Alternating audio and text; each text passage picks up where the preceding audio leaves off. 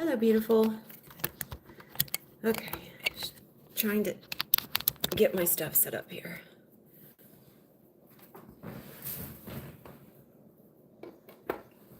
Ow! Dadgummit. Phew, that didn't feel too good.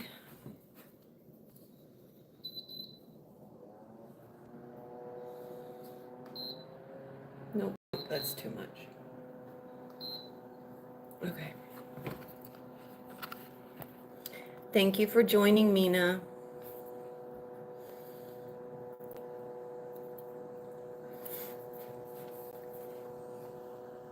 You the only one here so far?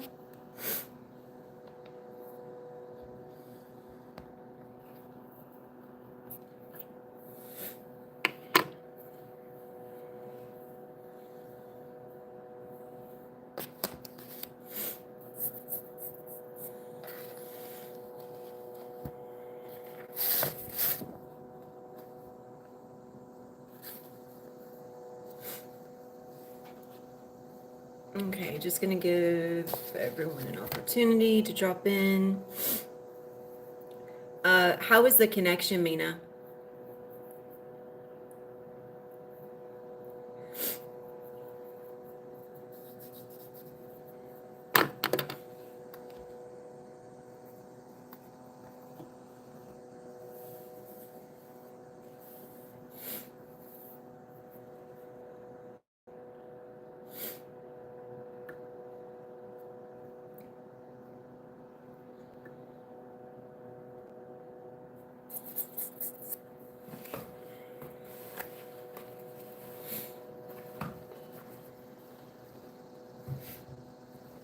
Well, I don't know if I'm gonna use that or not.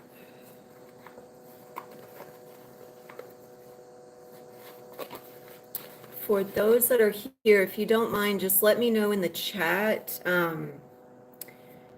how the connection is. That way I know.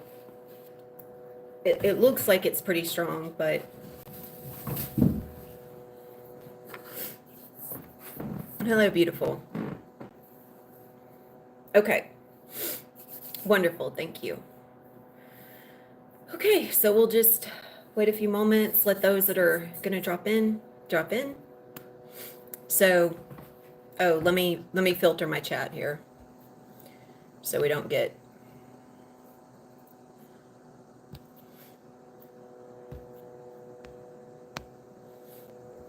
There we go. Okay. Just kind of sift out the spam and attention seekers. So, welcome, welcome, welcome.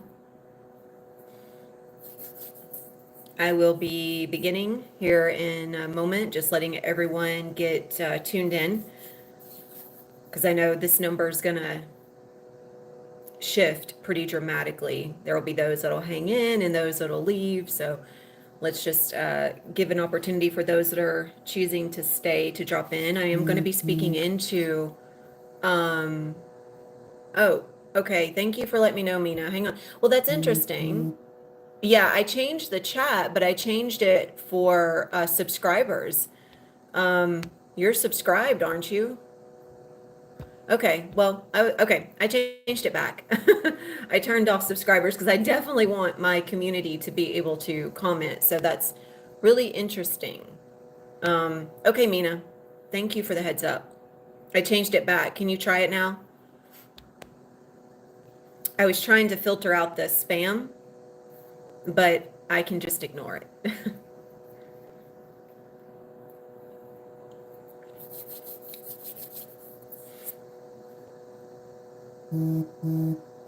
Okay, yeah. Mina, can you hear me?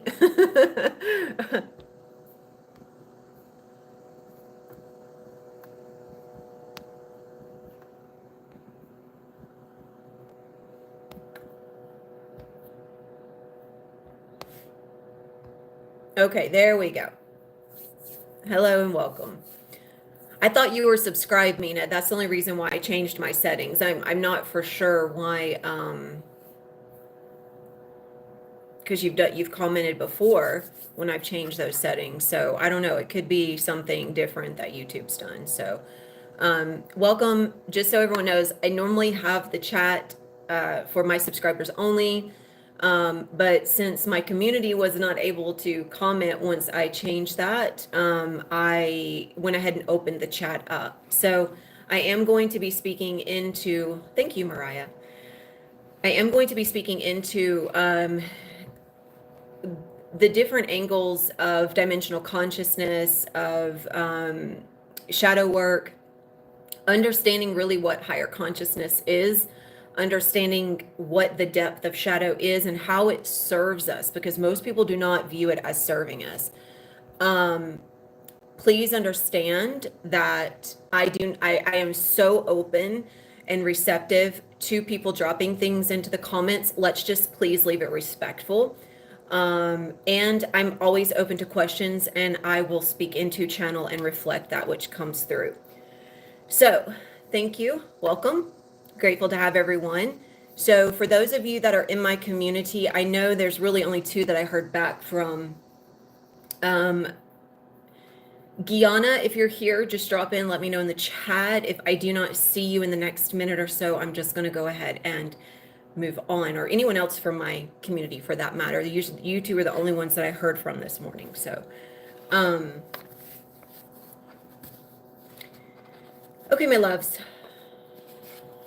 Welcome, welcome, welcome. Welcome from NorCal. I'm in Tennessee. We're almost on opposite ends there. All right. So let's begin.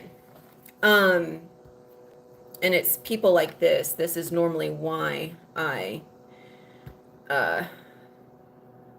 keep my comments closed, so that people like that cannot create distraction. So if you're here and you're attempting to do that, just know you're going to get blocked and deleted anyway, so there's no point in it. I'm not going to feed into that. It's just an attempt to get attention, and I do not give people attention in that way. Okay, my love, so let's begin. Now, I know many people on this journey, when we speak into higher consciousness, or even let's just look at it from the angle of spirituality, okay? When I began my journey into awakening, it was around the context of spirituality. And that was because I had an idea, I had a concept of what consciousness was. I had an idea, I have a concept of what, unity consciousness was. I have an idea and a concept of what, higher intelligence is. We all form ideas and concepts around these things if they have not yet become a lived truth. Now, truth is and can be defined by many things. Many people will say, well, what I believe is my truth. And that is true. But we also have to look at the context of what you believe. What type of truth are you representing? And do you even understand what that perception of truth holds, or what that perception of belief holds? Most people think they do. And this is what gets in the way of understanding dimensional consciousness, or depth of perception. So right now we are experiencing a simulation that is 3D. Pretty sure everyone knows this, or at least everyone that's slightly awake knows this. But what does that mean? A 3D world is a 2D perspective. You're in fight or flight, you're in survival. You view things in a very flattened way. You see things as failure and success, right and wrong, good and bad, so on and so forth. That type of dimensional perspective flattens your ability to see what truth actually is. And because of this, you end up viewing things in a very limited way. You see them through a perspective that does not hold depth, but it holds consequence. If I don't do this right, then something bad will happen. Now, that type of perspective does not allow for growth. It allows for survival. And when you're operating from a survival standpoint, you will attempt to fight for what you believe. Or if someone challenges you, you might run because of what you believe.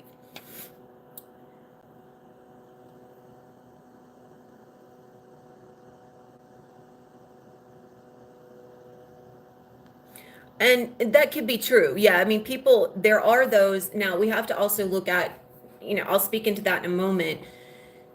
You also have to look at people that chase such things when we're talking. Exactly, Louise. Exactly. Binary. It's a binary perspective. Now, when we're speaking about money and people that are, you're speaking about people who are born in rich places, talking about higher consciousness. We can't just assume because someone has money that they don't understand consciousness. Everyone has a right to access their vibration through money. Everyone, you included. Everyone. And just because someone's born into riches does not mean that they cannot access higher states.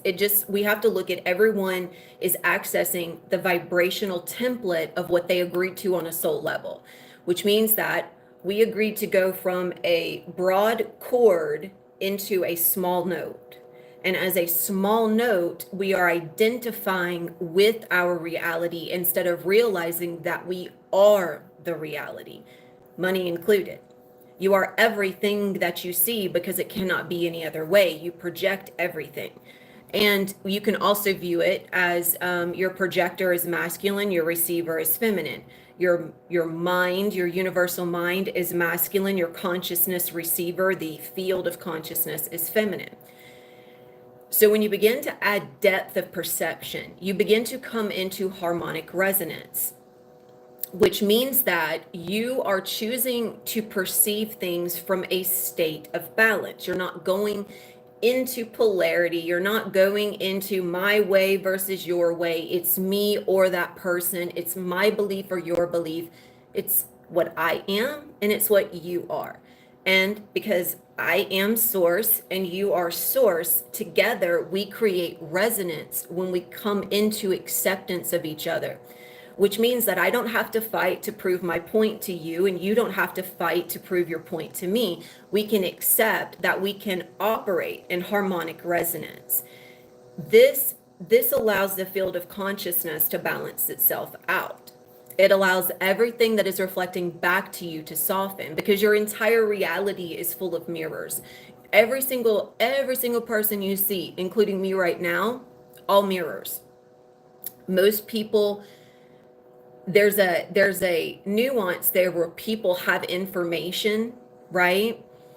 They have information and they think because they have retained so much information that they have depth of perception. Depth and information, they kind of commingle, but the only way that you can actually understand through the additional layer of 3D perception is if you can be the living truth that doesn't just collect data and knowledge, but that expresses itself as the field of understanding, which means you hold the truth in here, it's embodied. Okay. Electric and magnetic, absolutely. Same thing there. Same thing. Electric and magnetic, masculine and feminine. And that's everything. Okay. That's everything.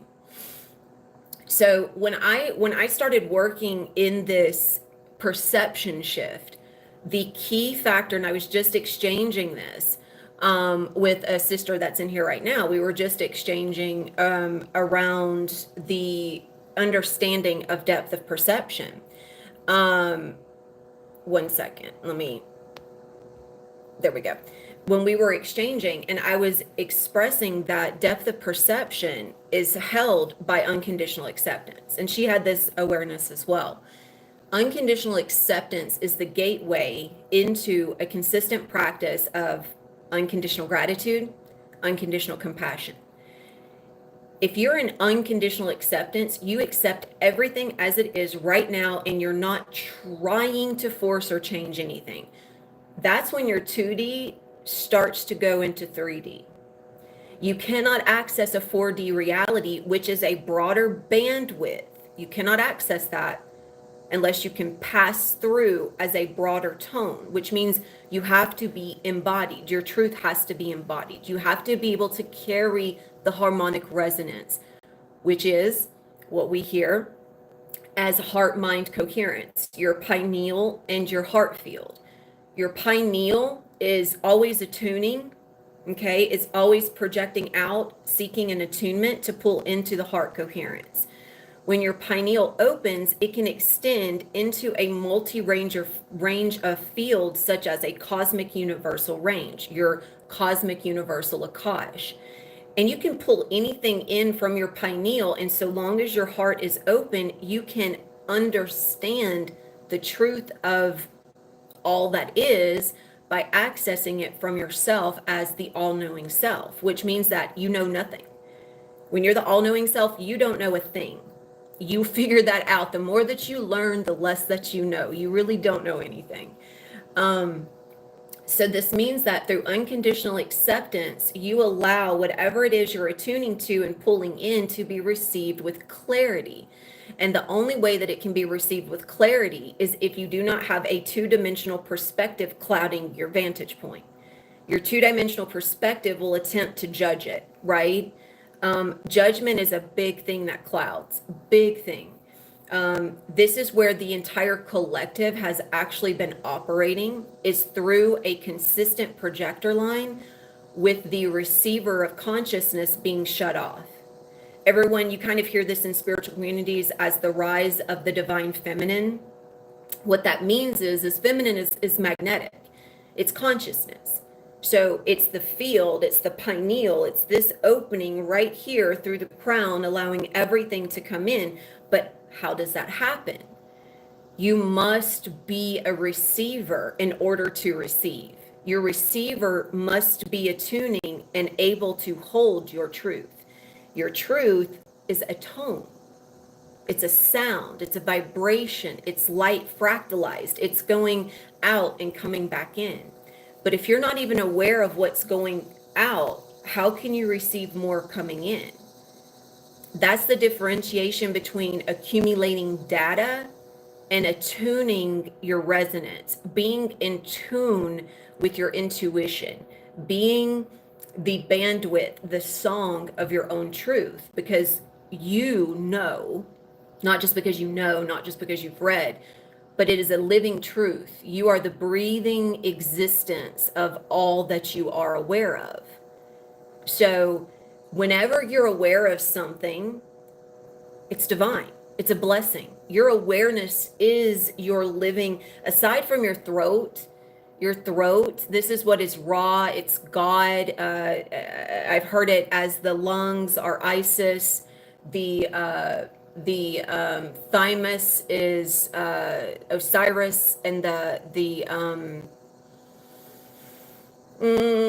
actual throat itself as being raw. And that's because our truth is an expression. It moves through us and we speak. And a lot of times people aren't aware of what their living truth is, because they're so tied up in needing to try to impress others. They're not willing to see themselves for what they really are. And that's where shadow work comes in. And what's very interesting around parenting, and we can look at this, and I'm actually really grateful you mentioned that. We choose our parents just like our children. It's all based in karmic patterning. It's all based on the tone of lessons, our lesson groups. The biggest and most challenging lessons you will face come in relation to your family. If there's no challenges there, then you're probably not attempting mastery in this lifetime. You're probably just here for the experiences. If everything's really easy, a lot of this isn't going to be, you're not going to be looking for something deeper. There are those that are still very new on this journey, that are still coming into their karmic lesson groups and patterns, which means that everything is easy. There's no trauma, there's no challenge, but there's also a great number where that is at play. Now, if we look at the parental structuring, we get to see that it's the perception through illusion, because it is an illusion. It's the idea of the lessons at play. It's your most direct mirrors of what you're here to learn. And it's also passed down through your children, because we're here inheriting the lesson groups. Once you begin to master the lessons, you begin to take on a depth of perception, then those within the family line actually begin to inherit your tone. Instead of you inheriting lessons, you're operating through greater service, which means that your resonance is collapsing lifetimes of struggle. It's collapsing lifetimes of suffering. But it requires you being able to understand what it is you see. You must have that depth in order to bring it all in and embody it. And perception isn't fixed, it's layered. This is where we in our concepts and our beliefs is where we get caught up. We think if we've understood it once, then we've got it, right? We've got it down pat. We know what we're doing. We don't need anything else. We've already mastered it. We've already healed it. And that's where people end up actually disconnecting, is because they think they've done it all. They think after practicing it for a few weeks or a month or even a few months that it's done. But when we look at things such as family groups, we can see these patterns are consistently at play. They don't just disappear. And if you look at it, just as even mentioning it as being an unstructured part of your life, like, why do you believe it's unstructured? What is it? What patterns are in motion that allow it to appear as being unstructured? A lot of times what we'll find is that we're attempting to control something in such a way that it becomes out of control. We believe that we have to make things look a certain way, and when they don't meet our expectations, everything falls apart. And that's where, again, shadow work comes in, because shadow, just imagine a tree. The limbs and the leaves that are going up towards the sky, you can think of that as consciousness. The shadow is the root. It's what holds everything in place. Many people think that the shadow is something that you need therapy and healing for. It's not. It's just unrealized, suppressed parts of you. So if you would simply meet yourself in a connection, an exchange of a mirror that can allow you to see that wholly and clearly while holding unconditional acceptance, you get to realize that it's simply just you coming into the expression of your song. You're learning how to speak about yourself without trying to hide parts for fear of what other people are going to think. You don't try to structure something in a way to present it to make yourself sound a certain way in hopes that the other person will accept you. But what if you accepted yourself? Then you wouldn't be waiting for someone else to accept you. If you were in unconditional acceptance at all times, then you would live in a state of unconditional peace and prosperity. And also too, remembering always that you're not just the reality that you create, you are reality itself. That also adds a dimension to your perspective and your perception. A lot of times we try to meet our reality from a space of something happening to us, events happening to us. But if you pause and you take a few moments out of your day, every single day, to ask, what's in here? What is my body telling me? Because your body is what's projecting that reality outwards. What am I believing? What am I feeling? What version of me is showing up today? Am I in shadow? Am I in light? Am I embodying? Or am I stuck in projecting onto other people? Am I open to receiving other people? Or am I shutting that option off because I think that other people aren't worth receiving? Everyone's your mirror. So if you ever believe that you cannot receive another person, even when you put up boundaries, you're shutting your receiver down. You're not giving yourself permission to actually receive everything fully. Oh, sorry guys. I had to refresh. My bad. Absolutely. Yeah. Be more there. Yeah. Receiving the moment. And also too, anything that has identified you as a, like, okay, so we have a lot of cosmic blueprints, templates, human blueprints. Remember, things like that put you in a box. Everyone believes that there's something special, and you are, but you're not what you're identified as. If you could bring yourself into a moment of pause and just experience yourself as a song, you would realize that that note carries on forever and ever and ever and ever. It doesn't stop playing. You're not just one part of that note, you're every single meter.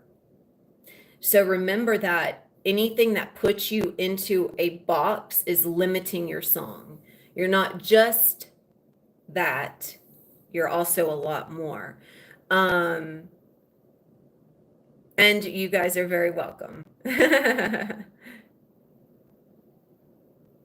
You're very welcome. Ah, I like that. I like that. That often feels like those metal balls in a desk, but like the middle ball looking forward and backwards and waiting for collision. I feel like this is how most people operate. I feel this is how most people operate.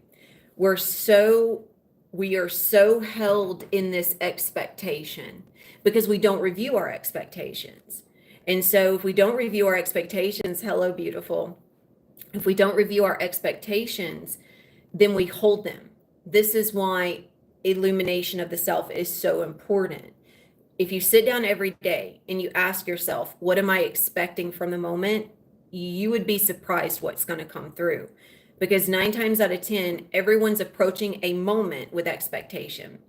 You're expecting it to go a certain way. You're expecting it to feel a certain way. You're expecting someone to say something in a very specific way. You're expecting someone to respond because you expect response. You hold yourself in such expectation that you don't realize that you're operating from past motives, which is projecting you into a possible future that maybe you don't really want. You're not fully aligned with. So if you take the time, which is always in your control, because the way that we see time, night and day, it's an illusion. The sun and the moon, it's all an illusion. Remember that. True time doesn't operate in that way. 4D does not operate in that way. But we have it set up to give us a perception of things moving. And a lot of times this is also what controls people. I only have so much time in the day. I don't have as much time at night. I have to get things ready for bed. I have to be up at a certain time. People place themselves in such boxes of expectation that they don't realize how limited they are by their own behaviors. You're the one, you are the one that is preventing your expansion and growth. You can come into that control point at any time by just pausing, sitting, asking, responding. When you start to tune in, then you don't tune out. That's why people tune out everything. We're so rejecting to feel, like we've been so cut off from feeling that we are afraid to feel. Like we're so afraid to feel. We think feeling is bad. And then we have this whole societal expectation around feeling. Oh, you need to listen to what I have to say because I feel a certain way. I'm expecting you to respond to my feelings a certain way. But that's because the belief is still projected onto another person. The responsibility always lies within.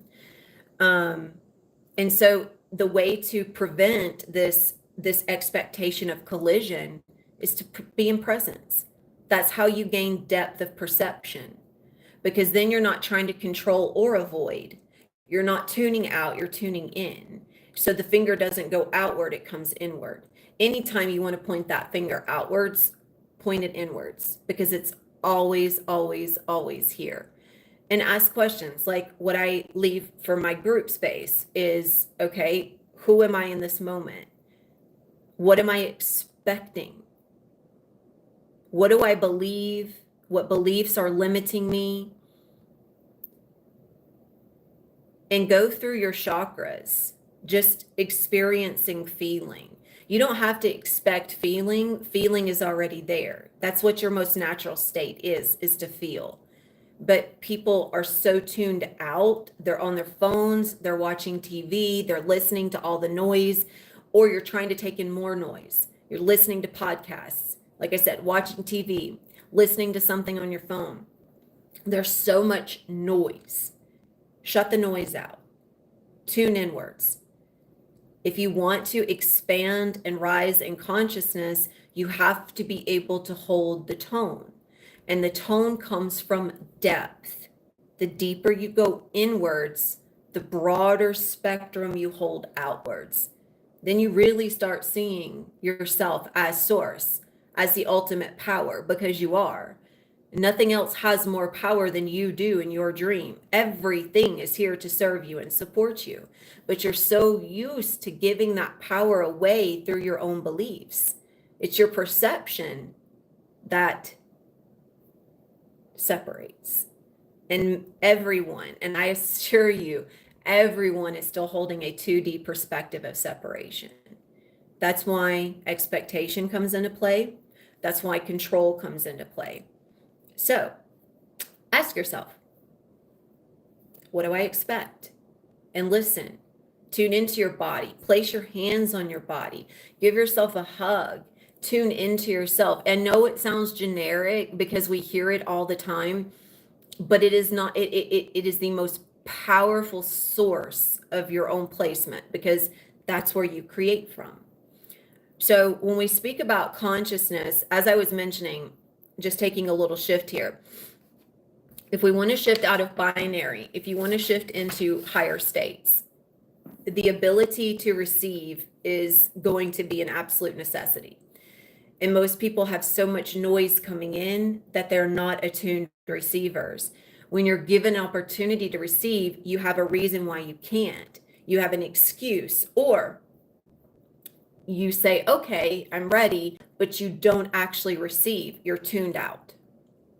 All of the thoughts, all of the beliefs, everything that's holding you in this identity is what's tuning out the receiving. Can you actually receive everything that's being given to you right here, right now? Or do you believe it's too much? Do you believe you don't understand? Do you believe that you can't quite understand what's being said, right? All of that comes into play if you're not aware of yourself. In order to expand your dimensional consciousness, you accept that you are the all-knowing. You accept that you are the all-powerful. You also accept that you don't know a thing, because you don't. You don't know what you think you don't know what you think you know. So let's just look at perception. There are different layers to perception. You guys have heard me talk about the binary layer, which is survival, right and wrong, good and bad, success and failure. That's your binary, that's your 2D. So your mid layer is where symbolic thinking comes in. This is where you start unifying the two, where their meaning starts to come in, okay? Where you receive signs and symbols and patterns, and reality starts to speak to you. It has a different meaning, okay? It can still fall into patterns of separation, but it's got another layer to it, right? Now, if you expand beyond that even greater, it's a deep layer of harmonic perception. And that deeper layer of harmonic perception exists beyond duality. It comes into coherence, which means seeing everything everywhere all at once. There is no separation. Everything in harmony. All you have to do is shift your perspective to see it. So if you shift your perspective, you can actually see that divine harmony, divine reality, it's already in existence. There is no other existence but divine reality, because all reality is divine. But we have been conditioned in spiritual teachings to believe that you have to attain to reach a certain height in order to, like, you're going to go out there somewhere to exist in higher consciousness. But that's not the truth. Consciousness is a state, and it's here right now. It exists through you if you listen. It's simply a broader range. You could think of it as an octave. So the octave is playing a more broad range expression. And I'm the living proof, just like you are the living proof. There is nothing other more substantial than you or me. Many people are seeking, though. They want something different. And that's where you get caught up in separation, because you want something specific to prove to you that it exists. But you have all the proof you need right now. But can you actually accept that? Or do you want something different? That's where getting caught up in this space of spiritual bypassing happens. And spiritual bypassing happens all the time, because someone is attempting to identify something in a very specific way. And if you attempt to identify with something in a very specific way, then you pull away from the self and give the power to something else. There is no greater power than you. There's no greater power than me. We are all harmonically resonant as source. There is nothing else. However, what's the variant in each of us is our tone. There are those that are still in a tone that they haven't fully discovered their octave, their broader range, which means they're still operating from 2D perspectives. You're still looking at things through black and white, good or bad. You're also still, you're trying to find meaning. If someone is attempting to find meaning in something, then they're bypassing their own truth of themselves as the source, which means you look to,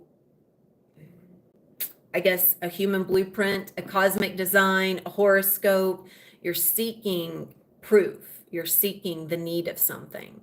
And by seeking the need of something, you'll always be seeking the need. You'll never be fully satisfied or satiated, because all of that was simply meant to just remind you that you can go deeper into separation or further into unity, which means all of them are true and none of them are true.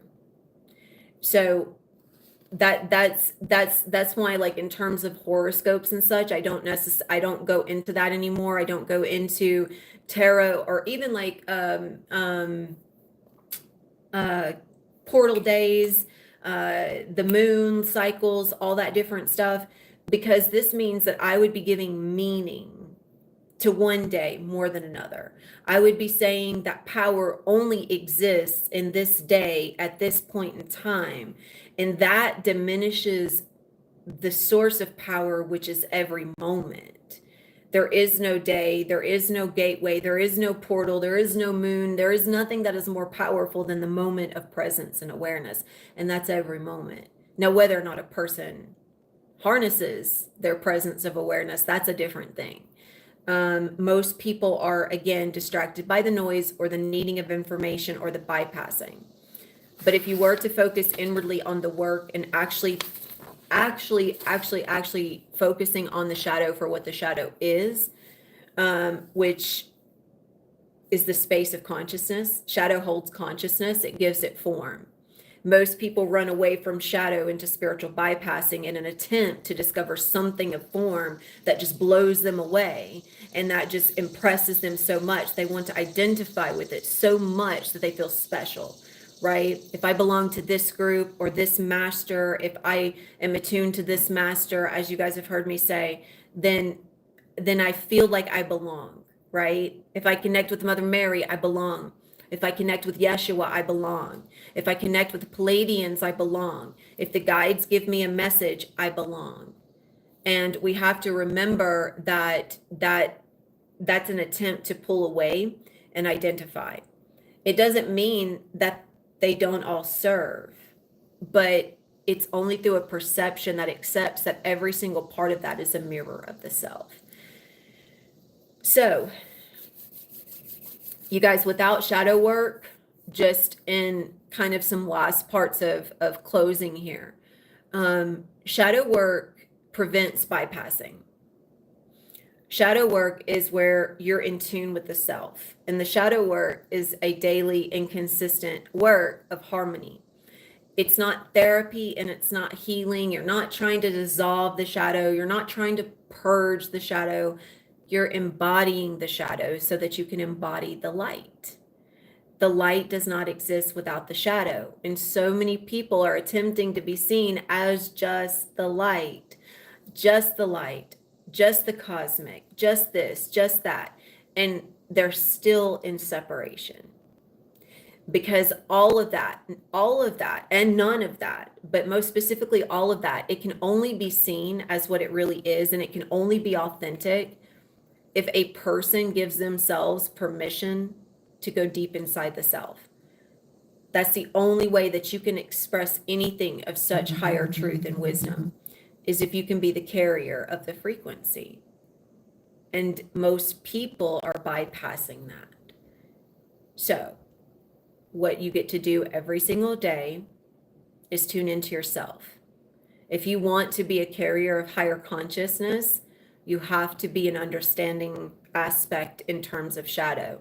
You have to know who you are really, not what you've been defined as, not what your horoscope is, not what your human blueprint or design is, not what your cosmic ancestry is. None of that. That's identification. Who are you? What version of you is listening to this right now? What do you think about it? How do you feel inside as you receive it? Do you feel movement in your body? Or are you coming into all the different thoughts, wondering, do I really understand? What does she mean? Is this true? What do you have? How do you know this? Like, where do you go energetically? Daily practices of embodiment means that you turn inwards, you ask yourself the questions, you write the answers automatically without thinking. That's how you begin to embody your shadow, by seeing your own reflection in front of you, what you think, what you feel, what you believe, because it's all in here.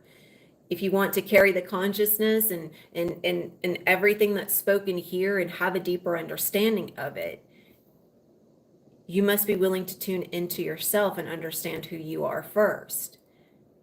Because you are a dance, you're a song, you're all of this. You are playing a most beautiful note of divine harmony, but you're so tuned out.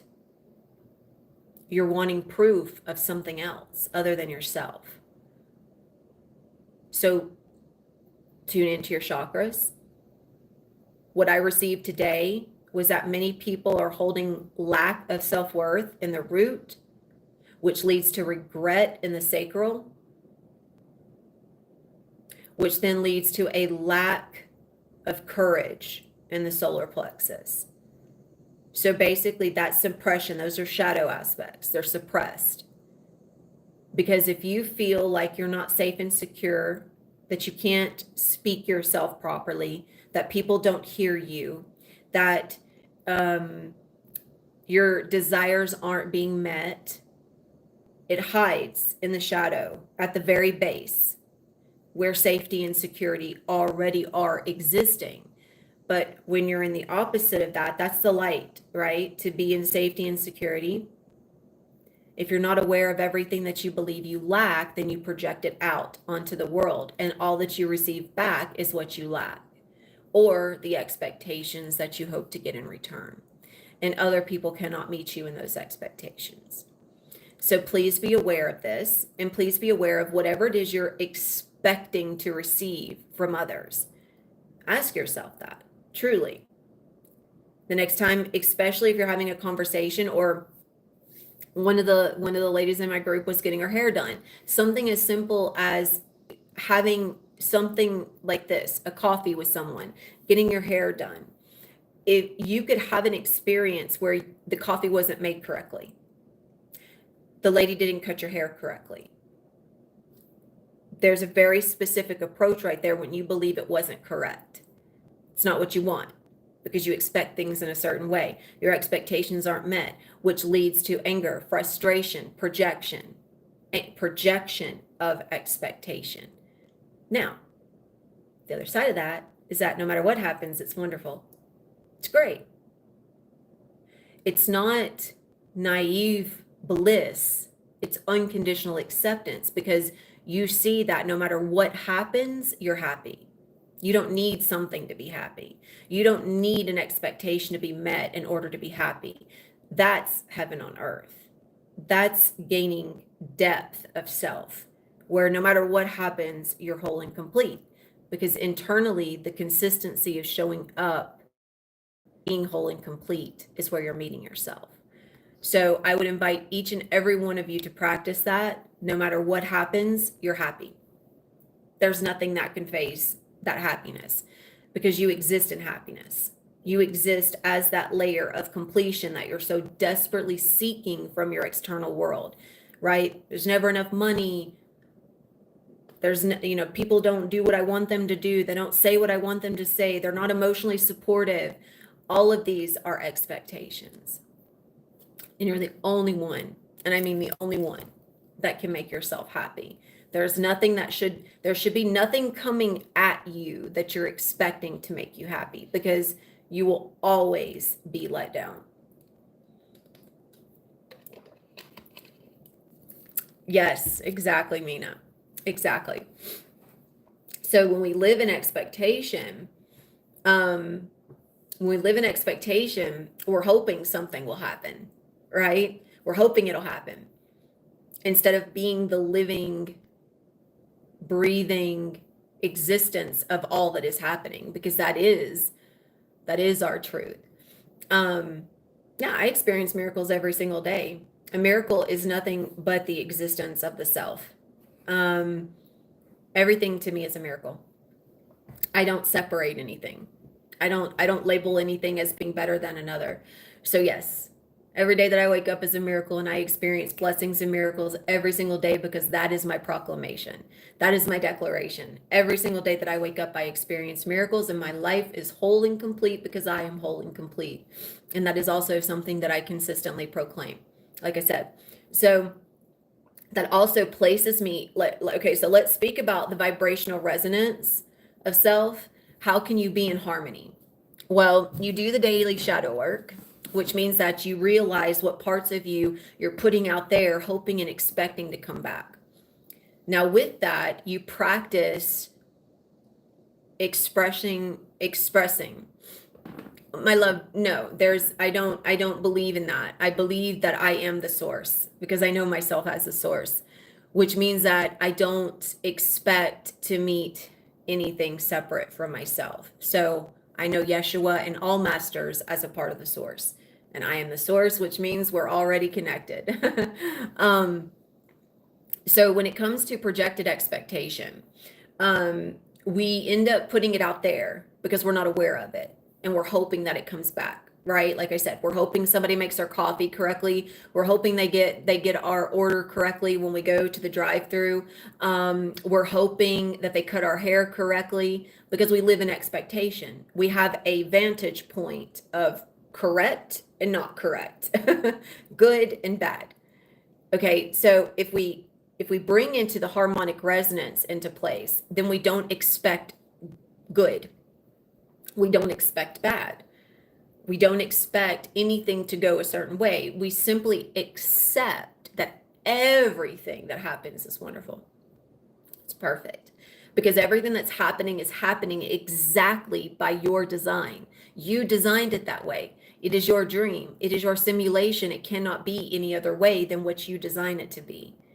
And if you are operating from a space that is aware of that, then you don't expect anything, and you don't bypass into needing something to make you feel whole and complete, right? Like even needing an ascended master to connect to is spiritual bypassing. And I say this not because it's a bad thing, because I have played that role. Oh, you just accept them because there's no such thing as bad. You shift out of the belief that things are actually bad. There is no such thing as bad. No such thing as bad. And I mean that coming from someone that has experienced what most people would say are really bad, horrific things. But they're not bad. They're blessings. You turn the angle. It's not bad, it's a blessing. So if I start to view everything as a blessing, then I don't expect blessings. No, sad feelings aren't bad. Sad feelings are just feelings. Flip the script. It's not bad. It's not sad. It's just a feeling. So crying is an expression. Doesn't mean sometimes people cry when they're happy. Sometimes they cry when they're sad. But we've gotten caught up in labeling things, and that's what diminishes the expression. So there are no bad feelings. There are no sad feelings. There are simply just feelings. And if you feel and you accept everything that you feel, accept it wholly and fully, then you see that it's never bad. You are the one that's in control of how you feel. Do you want it to be sad or bad? I don't think you do. So if you don't want it to be sad or bad, then rescript it, redefine it, label it differently. Say, no, this is a blessing. It's a blessing to feel this way. It's a blessing. When you are crying, recognizing that it's because of suppressed and repressed emotions, just like anger and aggression, they're not bad. It's just ways of understanding how you identify. So when you're sad, it's because an expectation wasn't met. So you redefine it by understanding, what were you expecting? Why? What was it that initially led to you feeling that way? Right? And well, we're all humans. It's how you're identifying, my love. You're identifying yourself, saying, but I am this, so I have no control. But you can take your power back by recognizing that because you're human, you do have control, and you do not have to choose to perceive good and bad. So I will leave you with that and allow you and give yourself time to move through the process of accepting it, instead of trying to explain why you are what you are. Can you accept something just different? Just acceptance doesn't mean that my words override yours. It just means you allow it to flow through. You can put it into practice every single day. So instead of choosing to perceive or believe or look at something through the angle of bad, accept it as a blessing, because it's not happening to you. Nothing happens to you. So when I mentioned the shadow, I'm gonna speak into a few more things here, and then I'll close it out. I'm not gonna do an activation today. I might, and unless you guys just want to experience some tones, you can drop it into the comment and let me know. I will openly share and express tones. Remember, tones they are songs, but not songs in the way that you might believe. I'm not going to be singing. Tones are expressions of vibrational octaves, which are my attunement for me through my own mastery, and I will express those tones as activating points of your electromagnetic field if you would like to experience those. And as Mina, like what we were talking about in relation to expectation, like just getting your hair cut or your coffee not being right, somebody doing something that goes against what you thought you wanted, or even the belief, this has been a big one lately. Oh yeah, this has been a big one. I need my own time and my own space. I need to be in my space. I need to be in my energy. That's a big point of separation, because silence doesn't move anything. Silence is an integration point. It doesn't move. So if you think movement happens in silence, then you're under a conditional belief. Silence is integration. It's a pause. It's not meant to remain. This is why I am sharing and speaking right now. I am illuminating by the expressed wisdom. I am sharing my tone and my octave. And through this speaking, it activates those that are open and available to receive it. You receive it not by challenging it, by being the receiver that attunes to it. So when you attune to it, you download. You're downloading wisdom, you're downloading knowledge, you're downloading yourself. Okay, it's not what I say versus what you say. I'm not trying to tell you what to do. I'm inviting you into perceiving your reality through a different lens. Think of the lens on a camera. You can zoom in or you can zoom out. And if you're so zoomed in and you're so stuck on a belief like good or bad, then you can't see the greater picture. Doesn't mean you won't, doesn't mean that you won't, just means that you're not choosing to. Zoom the lens out, expand the picture. When you go to get your coffee, don't expect it to be a certain way. Love it, whatever it is, because someone else is serving you.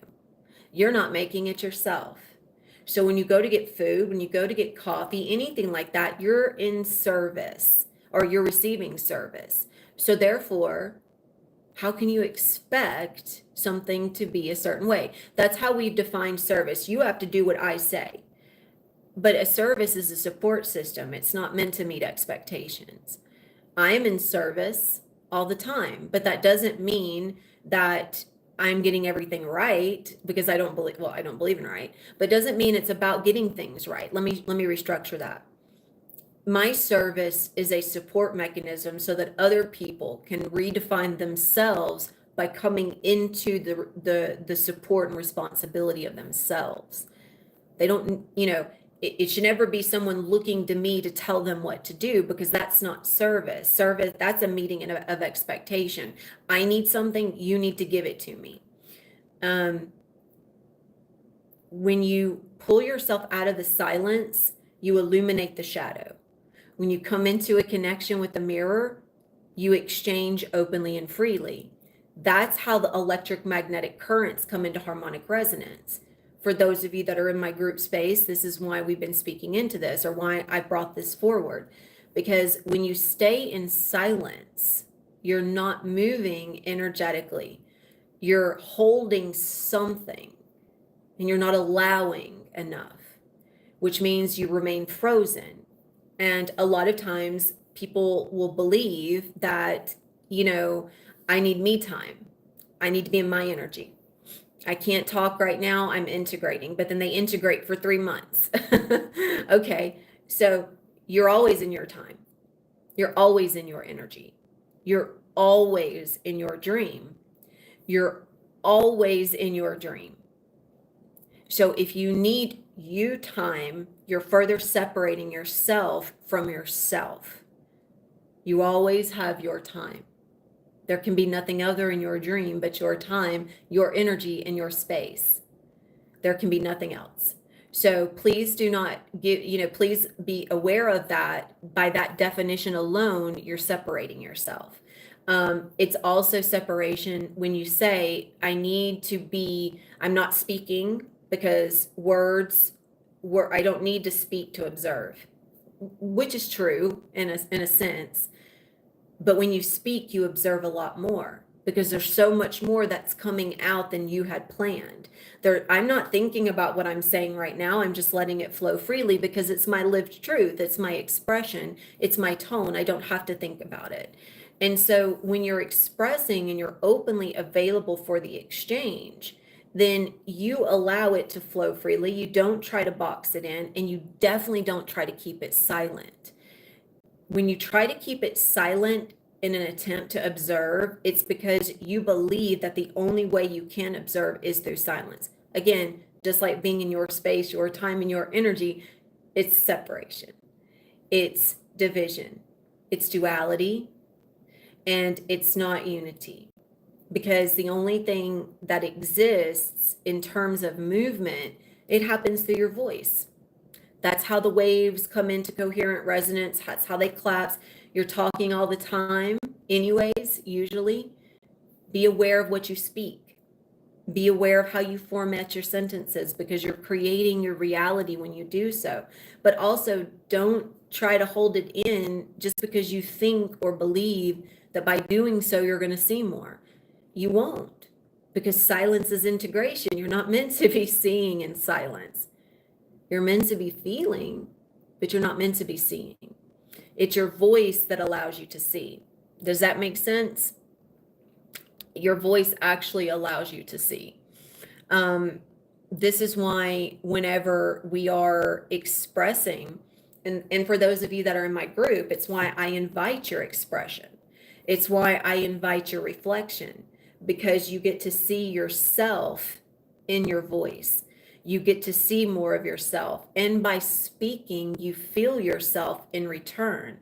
And so when you hold yourself in silence, there's a missing factor there, which is you've forgotten that silence is integration. It's not for all the things that you think it's for, which means you've closed yourself off in this little pocket, thinking that you're doing exactly what you're supposed to do. But because you're so stuck in whatever it is you think and you're not moving out of it, you have closed yourself off from the rest of the world, right?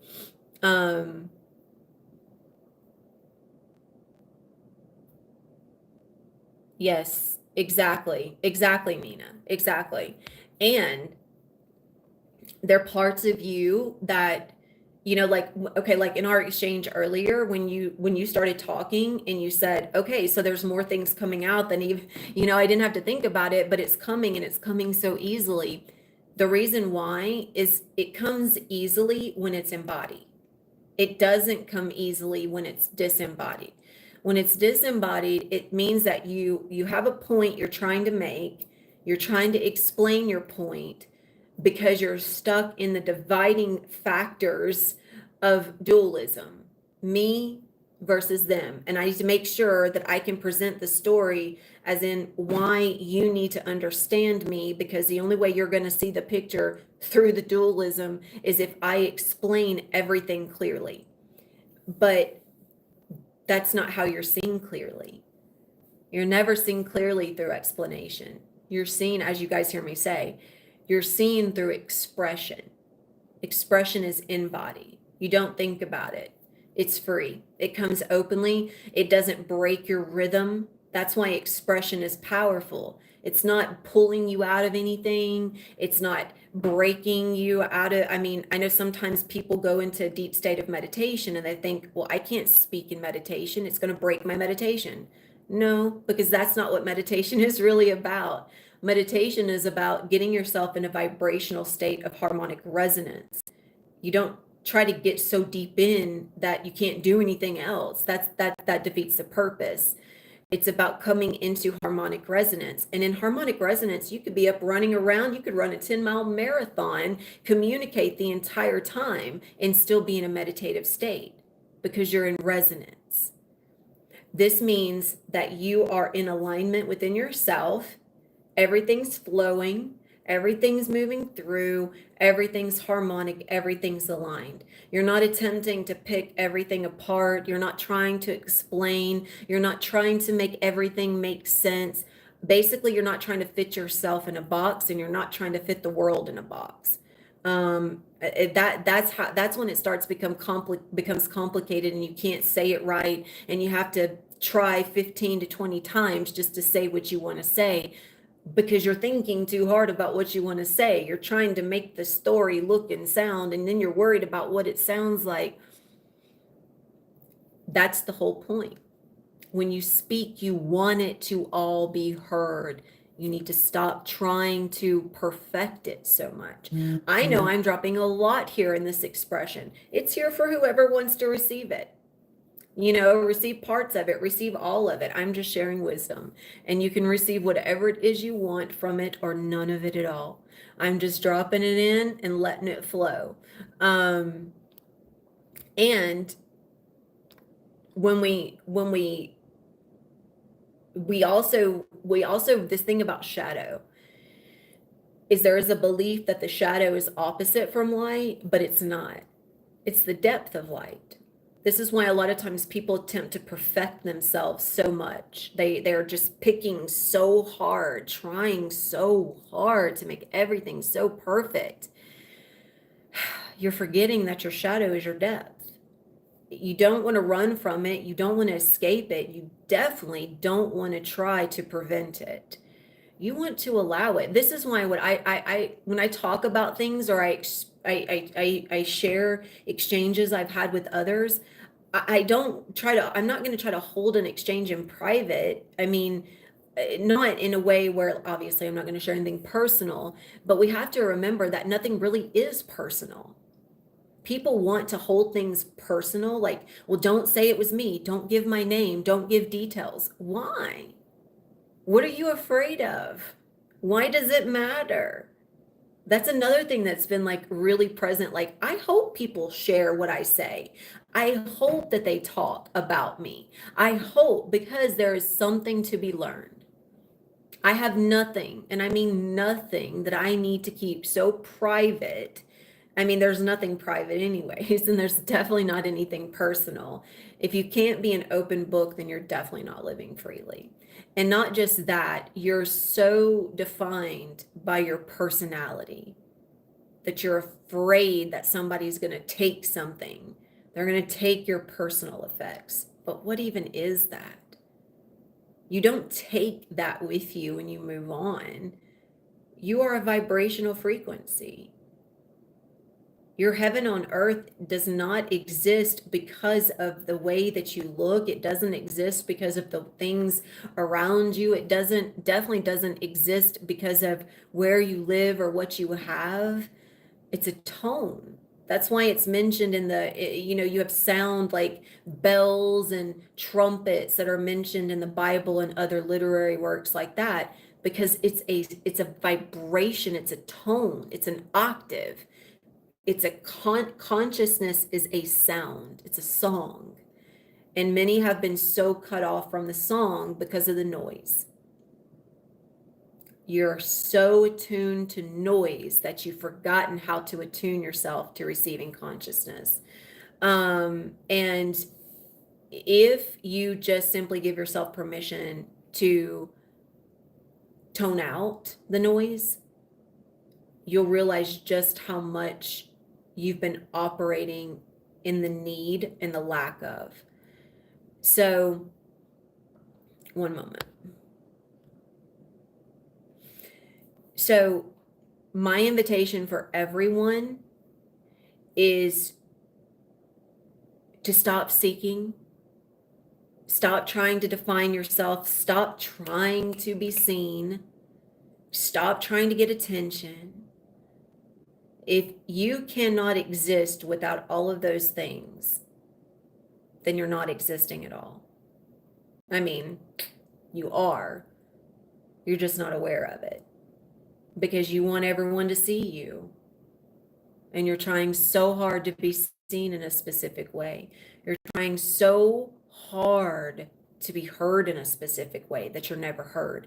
You're trying so hard to be seen in a specific way. You're never really seen. You're trying so hard to be emotionally supportive, but you're never feeling. And that's because you're so shut off, because you're trying. And that's because everyone is tuned out of themselves and they're tuned into the noise. You care what everyone else says. You care what everyone else thinks. Everyone else has to tell you what to do and what to think. They have to catch you up and tell you what's going on, because you can't just simply be present and receive and see for yourself. That's a type of operation where you're so desperately seeking to fit in that you lack authenticity. And authenticity speaks the loudest. Authenticity stands out. Everyone listens to authenticity. They feel it. It's so deep. It goes soul deep because your authentic expression is yours alone. You would stand out in a crowd of millions because of the way that you emit your song. People would be drawn to you without even knowing why they're drawn to you. They don't even understand. Like, people tell me, I don't even know what you're saying half the time. Of course you do, but you're drawn to receiving and listening. Why? Because whatever's coming through is speaking to you on a soul level. Why do you think that is? You carry something so deep within you that if you would simply listen, you would discover all the things that you're trying to, like the spiritual bypassing, you're trying so hard to attach a meaning and a template and a design and this and that. You're trying so hard to stick something to yourself and make it work so that you can be seen as accomplishing something, so that you can be seen as someone, but you already were someone. You've always been someone, just not the someone that you're trying so hard to be. So I thank you, loves. I thank you for receiving all of this. I thank you for just joining in. I hope everything that I have dropped in has served each and every one of you in some way. I kind of just dropped in a hodgepodge, a melting pot of things today, just allowing it to flow, unfiltered, unbridled, not trying to structure it a certain way. I know there's a little bit of something here for everyone. And, you know, I'm definitely going to be bringing these through more often for sure. And I will break them down into specific topics to make them a little bit more digestible. But this was kind of just a coming back in and reconnecting. Um, I know a lot of my activation or a lot of my lives have been based in the activations. And I've realized that there was almost like an agenda and an expectation connected to that. When what I'm sharing right here, right now, that's the depth of the activation. Because the activation of the tones and anything else that I share of myself here, you're not going to be able to fully even understand or comprehend it if you cannot meet yourself in the attunement of wisdom. And the attunement of wisdom is what carries the octave. It is the wisdom is the octave. And so if you're not doing the work, if you're not, and again, you have to remember that a lot of people, what I've realized, it does. There is a connection point there. I've had people that have stepped into my group and after a few months have stepped away. You know why?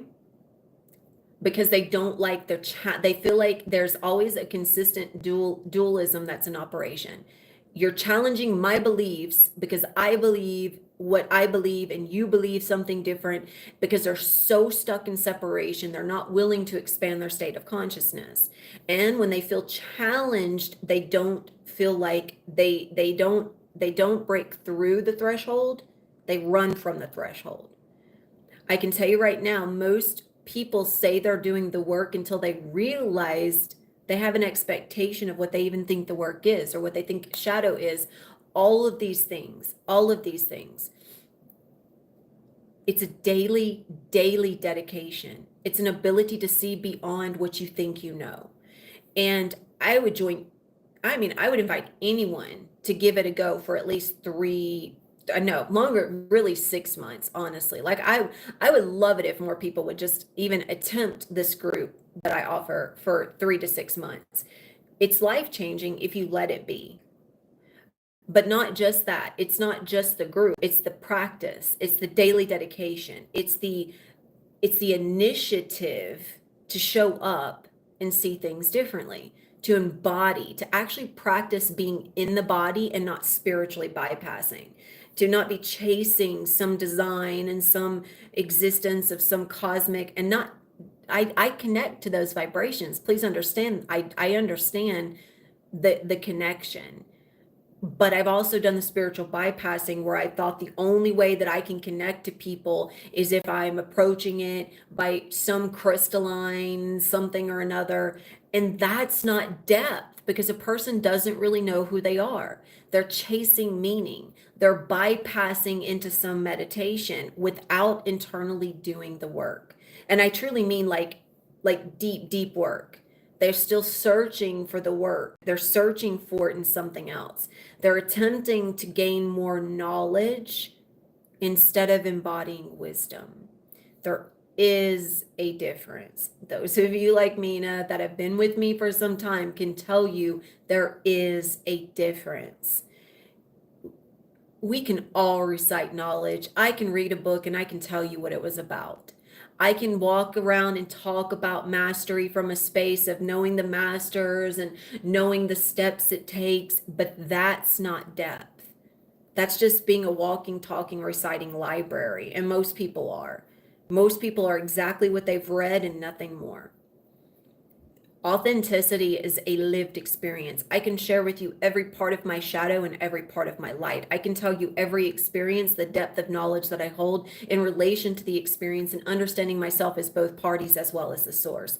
I can share with you all of that, and I can explore the depths of the cosmos and the expansiveness of the universe, because every single day I dedicate myself to the understanding of who I am. I don't bypass. I used to, but I don't anymore. I don't go into needing something or someone else to tell me. I've never received a karmic design. I've never had anybody tell me where I'm from or what my past lives are. And I'm not attacking that, but you have to remember, if it takes someone else to tell you who you are, then you have no clue who you are. You're bypassing, you're chasing, you're seeking, you're attempting, but you're not attuning. When you know who you are, nobody can tell you who you are. And you're also not trying to find out who you are. You're not asking, who am I? Right? You're asking, who am I? Right? There is a difference. There is a difference. I ask myself, who am I? I don't ask someone else because nobody else knows. I know. I know who I am. And through the exchange of the mirrors, like what we have in my space, I'm not telling someone who they are. I'm just the reflection of all that they already are and what they know and maybe what they don't know yet. Because what they don't know is what's hidden. Doesn't mean they don't know. Just means they just haven't accepted it yet. So this journey for me is one of unconditional discovery. There is so much all the time. And I love that. I mean, literally, I have things showing up right now that were just given to me that, like, I would have said were owed, but I stopped expecting something to be owed. I no longer operate in that. Everything is already exchanged, no matter what it is. So if something comes to me, it's just coming back to me. It wasn't owed to me because I don't owe anyone. I don't operate from debt. I don't operate in that way. I don't owe anyone and no one owes me. That's again, dualism, separation. So now I believe in all debts are cleared. There is no such thing as debts. Everything that I put out comes back to me in kind, as it always has. And things are just showing up. Things that I need are showing up without me even having to ask. And that's because my resonance is operating from a different space. Every single day, the things that are happening right now are the things that I have been declaring in my manifestations. And they're just every day when I wake up, they're here. It's happening. It's beautiful. Everything is wonderful. But that's because of the shadow work. That's because I've understood what I was expecting from those moments to begin with, that I can't just affirm and declare. I also have to be aware of what I'm denying in return. Because our affirmations and our robotic assumptions really do serve us. You have to be aware of that. It reprograms you. But if you don't even know who you are in the core of your being, you're still going to be searching for something through the affirmations. You're going to be searching for a need to fix something about yourself because you haven't fully accepted where you are right now, which means you're still waiting for the 3D to show you how good it can get, instead of accepting that it's already as good as it gets, and it's always as good as it gets. Okay, that's changing the concept of the self, accepting that the self is always whole, the self is always complete, that you don't need anything or anyone. You allow everything and everyone to simply just be a reflection of you. And then your relationships and your mirrors start to take on a different tone. I know my family mirrors, my goodness, they're so different. I used to hate conversations with my mom, and I mean, absolutely hate it. I could not stand listening to her voice. And now we sit there and we laugh together. Like, I find humor because humor was already there. I was just denying it because I had a belief about her that was preventing me from experiencing true joy. I was seeing only the limitation. I wasn't seeing the other side. That's what I mean by dualism. It's either going to be good or bad, right or wrong. But if you exist as being whole and complete, and you're not just this or just that, you're all of it. And that's where a lot of people also get caught up in spiritual bypassing. I'm just a human. Like, well, yeah, we're all human. We're all human. But the difference is that a lot of people are just a human trying to become something else. They're trying to attach so deeply to their cosmic ancestry that they want to identify themselves as their cosmic ancestry. Like, you're here for the human experience. You're not here for the Palladian, Arcturian, Andromedan experience. You're here for the human experience because you are simulating the human experience that is whole and divine in itself. The karmic package that comes with it is whole and divine. You are still having that experience as the Palladian or the Arcturian or the Andromedan. That's happening right now too. And you're accruing and accumulating what you need from that space too. And you can pull it into this space. Just be careful of identification. Be careful of bypassing. Be careful of over-identifying, right? We over-identify with so much. Yeah, the humor was already there. I mean, she was always laughing at herself, and I was just like so freaking annoyed. I was always so annoyed. It was like she just always rubbed me the wrong way. But then it's like, well, why? Why was I being rubbed the wrong way? And that's because I wasn't seeing anything beyond my own disconnect, my own discomfort, my own projected assumption of disgust or angst or whatever, anxiety. And I'm just projecting it out there, right? And instead of, when we're aware of it in here, it doesn't go on to everyone else. That's the work. And then we don't just talk about it happening when we connect to another person, right? I could say, my mom said this, and it's just so freaking annoying because she's always showing up and wanting me to do things. She's always wanting me to do things a certain way, and everything she says is controlling and manipulative, and it's always so toxic, and I could just so core blame onto my mom. I could totally project that out. But what good does that do? Because that's not where it begins.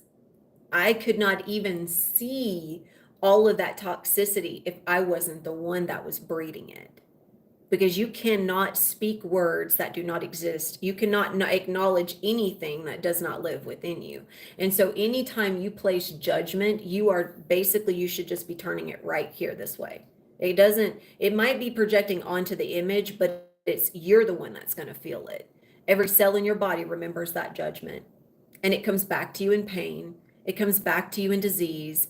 It comes back to you in discomfort every single time you separate, or you hold a belief that if you connect to society and what's happening in the government, and you're like, what the government's doing is wrong, and look at all these people suffering. You're over-identifying. You're saying these people are right, these people are wrong, and you're certainly not seeing a different angle. You're not willing to see a different angle, but your consciousness cannot expand into a collective unity because you still identify with separation. You still identify with suffering because you want to talk about how other people are suffering, and because you identify with it. You want to talk about who's getting treated poorly. You want to talk about who's not getting treated the way that they should. You're identifying as the source with what's wrong, which, guess what?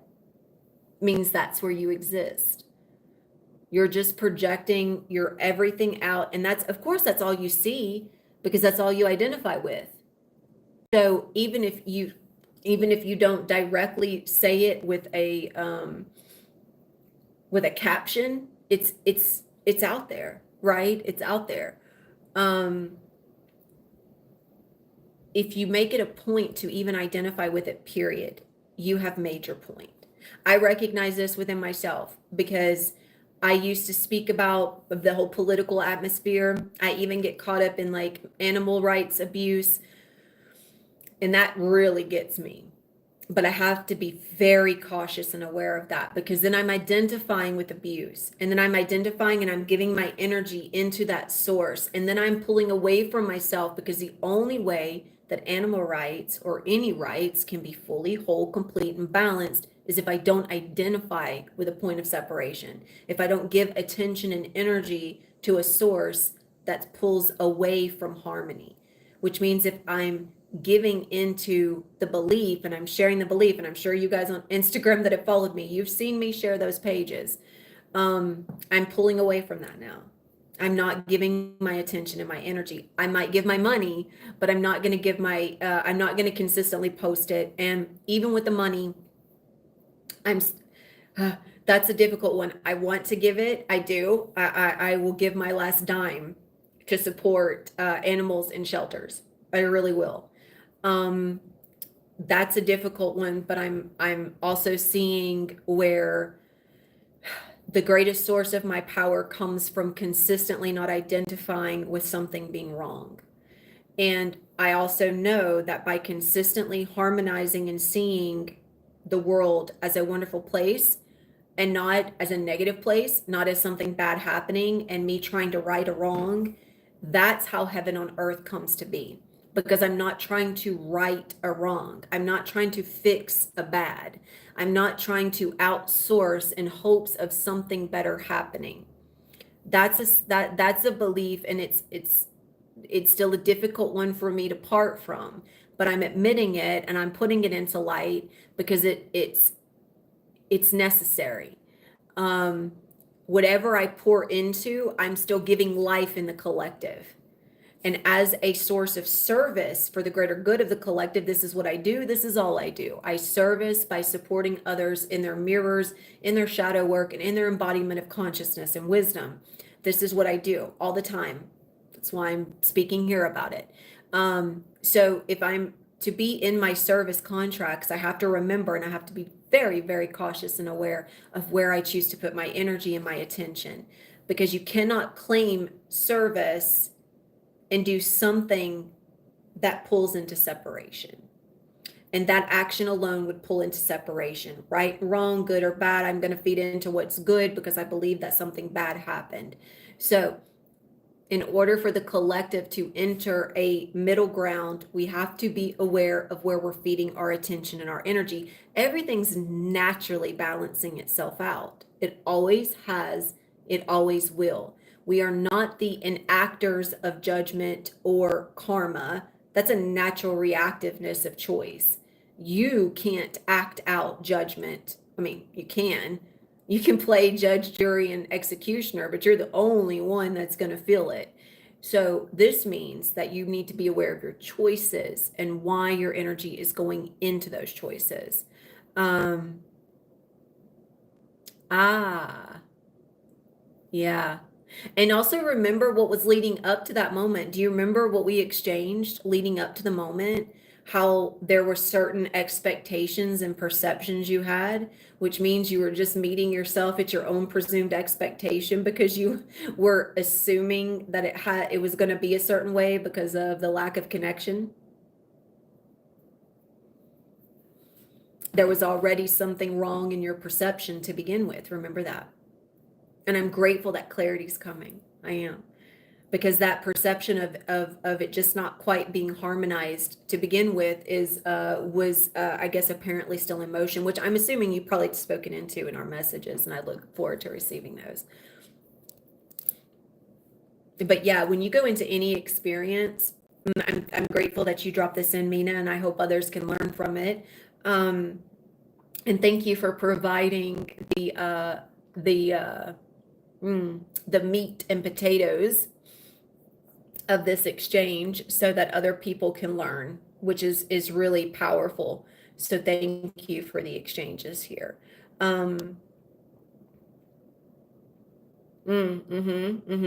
Yeah, perception didn't fully shift. And that's and oh yeah, absolutely. Exactly. That exactly. Because irregardless of whether the judgment is perceived of going out, it's always coming in. We might think judgment has to do with another person, but that's always been the illusion. Judgment is solely ours. It's always been ours. So judgment, well, you could always say that judgment always comes enacted by karma, and karma is the reaction of choice. Choice is not action, but perception. When you choose a different perception, you lock in a different timeline. When you choose to see things differently, that's how it becomes embodied, because you say, nope, I'm going to view this solely and fully through acceptance. And it can be nothing other than acceptance, right? Welcome. Mm-hmm. Yep, exactly. Yeah. And with the full perception shift, if it was living through you, just for example, you would have gone into it simply just to have fun. It would have just been like, oh, I'm going to do the singing circle because it's fun, not because I have to, not because somebody asked me to. Like here today, I'm dropping in, sharing wisdom. You know, you guys get to receive what you want from it. I'm sharing lived experience and lived wisdom. And some people resonate, some people don't, but it's an attunement. And I am attuned to a very high frequency of wisdom because I daily insource myself. I come inwards. I attune myself. I vibrationally resonate internally at a very high octave. And some people, they feel like it's just too much. It's just too much. They can't. They're automatically repelled by it. But I'm not going to stop offering because there are those few that are going to be so deeply moved and resonant that they will attune themselves and continue, like you, Mina, to consistently move higher in attunement because they accept that everything that is offered is theirs to receive. um mm-hmm. Yeah. Yeah, exactly. And that's a good example. So from now on, if anyone asks you to do something, use it as a permission slip to have fun. It's not a job. It's not a job. The approaching this whole like singing circle thing or your offerings as a job is going to make it very heavy, and there's always going to be an expectation that comes forward, which means that you're always going to be feeling like you have to do things a certain way, or there has to be certain things at play. Things have to look a certain way. If they don't look a certain way, if you don't really know the people, if you don't really have the connection, then you're always going to feel shortchanged energetically. And that's because you're not all in energetically because you're perceiving it as a job. Like you have to perform a job, but it's not a job. It's a free experience. Like this right here today, sharing wisdom. I used to have such an agenda around these lives, and I'm so grateful I don't anymore. I love just being able to come on here and express and openly share my wisdom and share myself. And I feel more and more people are going to gravitate to that. Sometimes it will be an activation. I feel like a lot of times it will be a simple exchange of wisdom because that's the most powerful exchange. Sometimes it'll be the tone. Sometimes it'll be the wisdom. Either way it goes, it gets to be free and it gets to be fun. So if you guys want to, here in just a moment, we'll go into some tones to anchor and ground. But please, yeah, definitely go into any invitation, anything, anyone that invites you to anything. Remember, it's a permission slip. Do I give myself permission to have fun?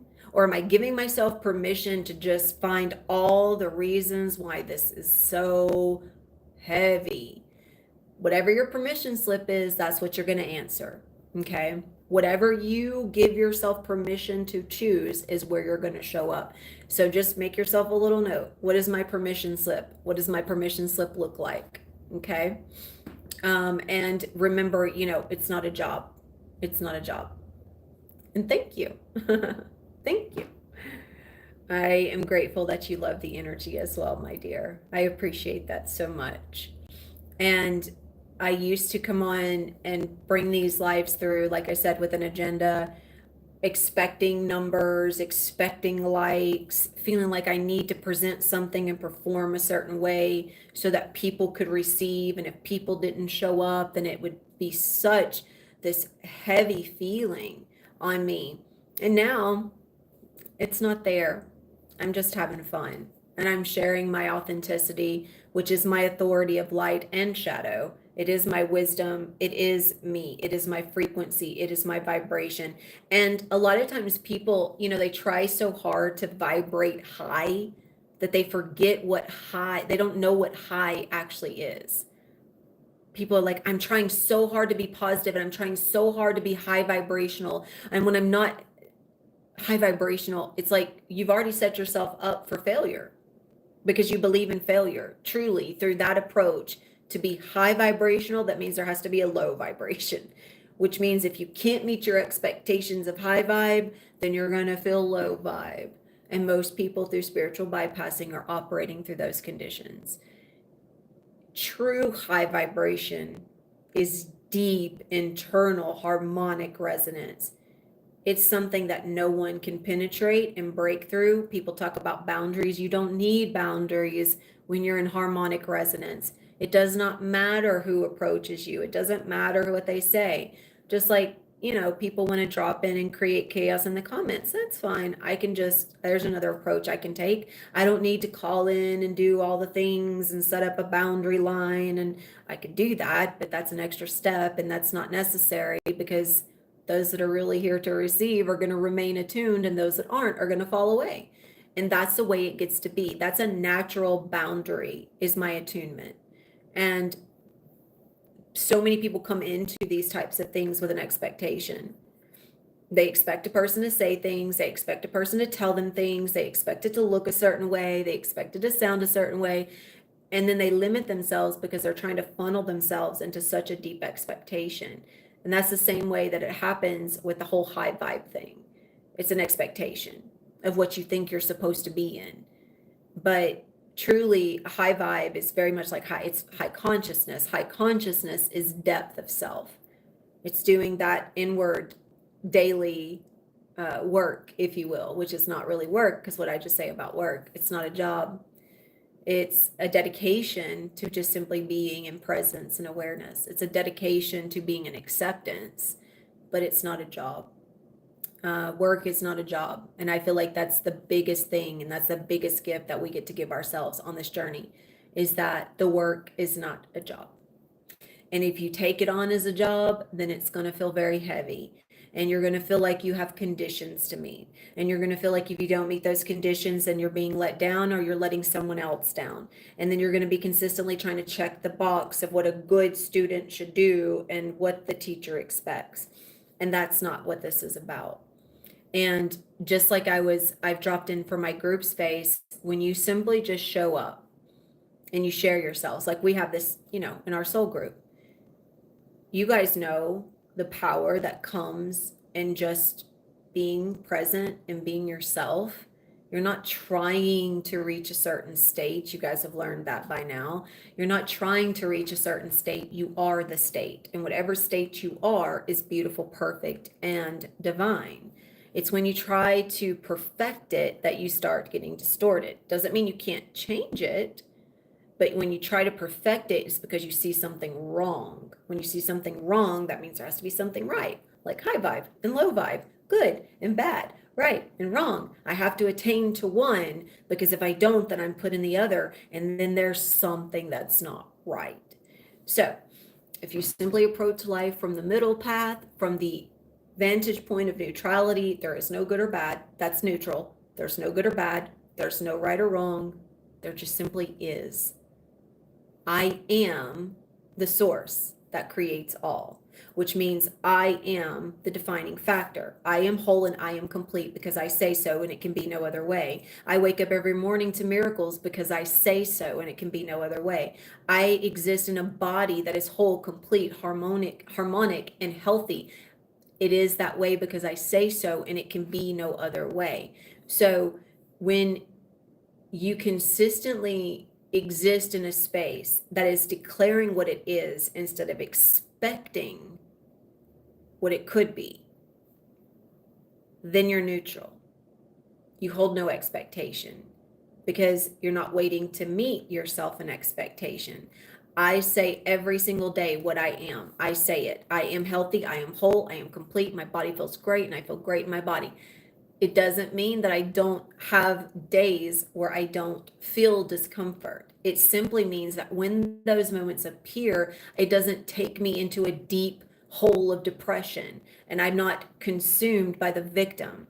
It simply means that I'm aware that that sensation is showing me something, because my truth declares that I am healthy. So if I am healthy and I'm whole and I am complete, then I know that that's speaking to me, and it's telling me a story, and I need to listen. I have shared that secret with you the entire time, my love. It's a daily practice. It's a daily practice. Every single day I dedicate myself to being in a state, and it's not just, it is positive, but it's more than that. It's neutral. It's neutral. I'm neutral, which makes it appear as positive to others. I'm neutral. I just simply don't, I'm just, everything is wonderful as it is. I no longer, I realized how much I was trying to find happiness in certain things. And when I realized that, just in I saw it so clearly that my happiness, my positivity had been defined by whether or not certain things happened. And when I realized that, I realized how much of myself was held in this frozen state. You're so welcome, beautiful. Thank you for receiving. I hope to see you more often. But when I realized how much of me was held in this expectation of happiness, I realized I wasn't really happy because I was expecting happiness. And if I did, that's that whole pause, like trying to be in high vibe thing. If I'm trying to attain it, then I don't exist as it. I'm looking for it. Most people are looking, they're trying to be happy instead of just choosing to be happy. It's so easy. All you have to do, once you make the choice and you lock in, there's nothing else. And most people, their happiness is dependent on something. I'm only happy if the sun is out. I'm only happy if it's warm. I'm only happy when I talk to this person. I'm only happy when this happens. Then your life becomes defined by conditions and expectations. And then when those expectations and conditions aren't met, it starts to weigh on you. It starts to pull you down. Then you start to become even more jaded because your expectations and your assumptions your assumptions are always being met, but your expectations aren't being met. If you assume that happiness is a condition, your assumptions will always be met. You will always be given conditions to not be happy. Because the universe doesn't operate in what you want, it operates in what you are. And if you operate from a state of neutrality, then anything that is happening is beautiful because you find the beauty within yourself. You find the love and the joy and the acceptance within yourself. It doesn't matter what anyone else does. It doesn't matter what the government does. I noticed somebody took a positive thumb off of the likes whenever I was mentioning the whole government thing. So that must have triggered someone. But when your happiness isn't defined, or when your right or wrong isn't defined, when you're not defined by the conditions of what happens out there or what someone else does, then it doesn't matter what happens at all, because then there's no more conditions. There's no conditions to be met. You are the vibe, right? Which is exactly what you've always been. There's just so many layers to your vibration that are blocking you from seeing just how perfect things already are. And that's where the depth of perception, when you can start gaining that different angle, like I can't tell you how many times people have dropped in and like, okay, AOC, I'm in this space. I'm going through some things. I could really use that angle. And that angle shifts everything. Boom, paradigm shift. Because we forget that the perception is layered. When you add depth to it, when you get out of duality and binary, then you start getting into the depth of perfection, which is not you trying to perfect things. Things are already perfect. Heaven on earth is already here. You're blinded by the lens that you carry that's preventing you from seeing it, because you're seeing through a filter. Your filter's clogged. You need to clean it. And people are trying so hard for spiritual gifts. That's what they think defines higher consciousness. They think clairs are psychic. No, no. Clairs is clarity. Clarity of sensing. Your sensors are the perception of yourself, not not projecting, not future, not I forget, whatever it is, like I can't even remember some of the names are used. it's not that those things don't have utility, they do. But so many people are trying so hard to have gifts or be identified with having gifts or learning and training how to have gifts that they're bypassing. Gifts are natural. They're natural. Nobody's taught me how to channel, but I channel every moment. Everything I speak right now is a channel. It's a wisdom. It's an expression of universal consciousness. Not because somebody's taught me how to or told me how I need to do it. Not because I've trained and learned some specialty. I've just daily turned into myself. That's the only thing that exists in my reality anyways, is me. So people get distracted by the noise, as you've heard me say throughout this. You get distracted by the noise. You get caught up in the glamour. And this is also a part, Maya, glamour, illusion. That's the paradox and the paradigm of the reality. Maya, glamour, illusion. And the emotions are the glamour. And a lot of people get very caught up in the status of what gifts mean. It becomes an emotional attachment, which then clouds their judgment, which then is an illusion, because then you believe you're special, separates you from everyone else, separates you from the truth, Maya. So you become even more separate by trying to attain something magical, by trying to see the magic instead of accepting that it's been here the entire time. It's you. You're the magic. You've always been the magic. You've always been the gift. You've always been whatever it is you're trying to attain. And most people want to be seen as having a gift. Oh, I have a gift of seeing. I have a gift of sensing. I have a gift of hearing. We all do. All of those are senses. And every single one of us have senses. All of our senses become more open the more that you become attuned. Like, Mina, what do I guide you guys through in every one of our group activations on how to sense the subtle vibrational frequencies through you? That is using your clairs openly, being a receiver, being able to fully sense and receive yourself and nothing else. That is the gift. But everybody wants to identify with having gifts. I'm special. Look who I can channel. Look at me. I connect to the womb. I'm special. I've been there. I speak it because I've done it. I know. I have gosh, you guys can look at my Instagram, my YouTube. You can see how heavily identified I have been, truly. Like, I'm not identifying on anyone else. I'm speaking from experience. I have so heavily identified. I've gotten so caught up in spiritual bypassing. And what I say right now is how I've learned to come back into the connection. I can guarantee you that if you were in a private or one of our group space gatherings, or even ones I've offered openly, publicly, you would see the power that comes in that. And that comes from a space of being able to use your senses clearly. And your senses are no more clear than when you know who you are. That's the magic. Oh, and it's getting intense. Like, my entire vibration is lighting up right now. I might need to take a pause.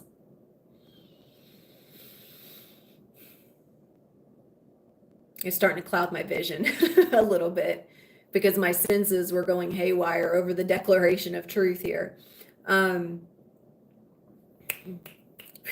Reset. So when your senses are so powerfully attuned, it's not because you're gifted. It's because you are the gift you give yourself. You're consistently, daily attuning yourself to who you are. And you know what's interesting as you're saying that, Mina, that helped you to bring you into my field. This is what's happening in the collective right now. People are drawn to other people by what they think they can learn, what they think that person can give them. They think that that person has something that they need and that they can get that connection if they just go into connection with that person. what everyone says when they come into the group space is like, wow, this was so much more. This is like it can be a lot, because what I do is I give you your power back. I'm not trying to tell you who you are. And a lot of times people are so stuck in bypassing that they don't want that. They don't want their power back. They don't want to see themselves. People say they do until they're given the opportunity, and then they feel challenged by the opportunity and they want to run right back into bypassing. I see it so much. I mean, like so much. In that, not just in the group, but in private. I see it so much that people escape into comfort. They will not. So they want gifts to be given to them. They want the label of having gifts because they want to show the world that they are identified as having something. And they go to the people that they think can give them what they want so that they can be seen as the identity of that, which is why they connect with people that are more notable in the spiritual community. But what's very interesting is the people I've communicated with have told me when they communicate with me, and I'm not special. I'm not saying that, but there's just a different tone. That's all I'm saying. The communication between myself and them, they can see the difference is that I'm inviting people into themselves. I'm not trying to sell something from a space of, well, you can only discover this if you talk to me. Like, no, I mean, I have a group space where, yes, if you want a direct mentorship, guidance, reflection 24/7, then yes, that energetically balances that exchange. But I offer it. I'm definitely getting back into offering it more publicly. I took a little bit of a hiatus from that, but I also was in some deep self-reflection, as those of you guys know in the group. I've been in deep discovery around why I was even doing any of this to begin with, which is why I'm here now reflecting all of it. Because I have been really, really looking into that space. And I also felt like I had to pull away from the collective, but I learned in that I was further separating myself from the collective by that belief. So now I'm back sharing that. That's what I mean. Silence doesn't serve except for integration. Very small points of integration. And when we go into silence for so long, we separate ourselves further. So you'll be seeing more of me. You can receive as much as you like, as little as you like. And I'm so grateful that you tuned in from that space, Mina, because you have been a most beautiful sister to consistently exchange with. And you have grown exponentially since we first met. And I mean that. Like exponentially. Your voice, your speaking, you used to never speak. You remember that? You used to never speak. And when you did, there would be so many beliefs as to why you couldn't believe something that it would block you. It's been beautiful, beautiful to watch your growth and your expansion. Truly beautiful, truly beautiful. I'm very grateful, very, very grateful. And you've seen me grow. It's not just one-sided. You've seen me go through some shit, right? Facing my own bullshit, understanding how I identified with my offerings, how I identified with the world, how I've identified with myself. I mean, you've seen me go through it from the very beginning. So I thank you. You've been a beautiful sister there with me the entire time. And that's just coming. I mean, I know there are many of you here that's just coming from a very direct personal space, very direct personal space. So, thank you. And I'm grateful to everyone, and I mean that every single one of you that have been here with me on this journey. I had to refresh the comments. So, all right, let's do a few tones here to close, to anchor everything in. Just remembering that the tones that come through me are an expression of the wisdom encapsulated in a sound. It will anchor through you. Just surrender yourself to the actual receiving, allowing yourself to sense the subtle vibrations and variations that are passing through you. And if you would please declare, I accept, I receive, I accept, I allow. I'm already being pulled into my attunement higher. Opening and activating through the pineal and opening and activating through the heart.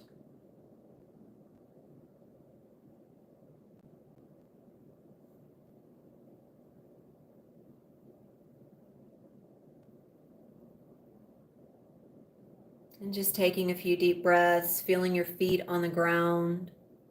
You can even put your hands on your heart, one on your heart, one on your stomach, landing yourself deep in the body.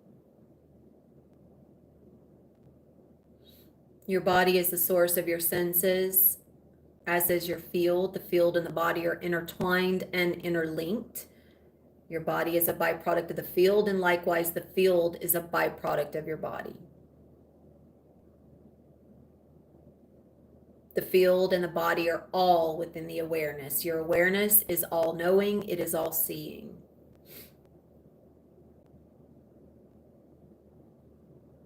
Anchoring yourself deeper into the earth with breath and with surrender.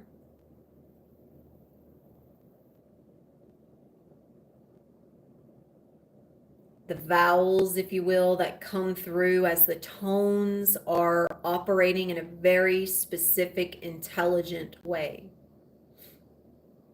They are expressions of my oversoul and consciousness from a deep space of resonance and harmonic coherence. You may begin to feel your body rocking naturally without you having to think about it. You may feel your body beginning to move as a wave, or you may sense the subtle vibrational variance where you can feel the waves passing through. Eventually, your body will become the wave and will actually move as the wave. All right, grounding and anchoring everything in.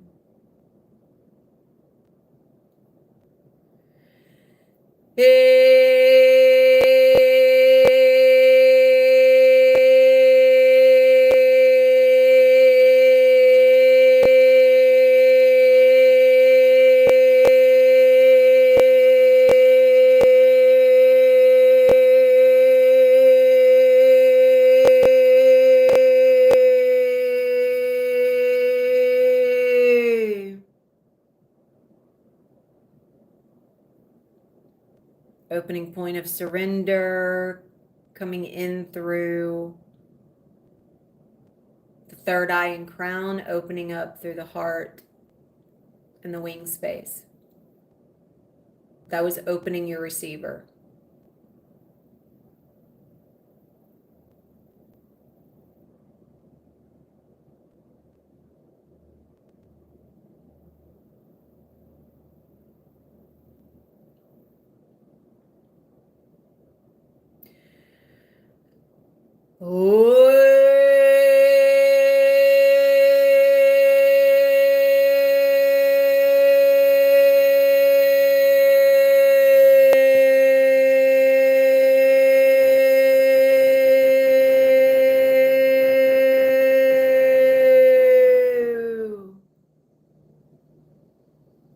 Another opening of the receiver.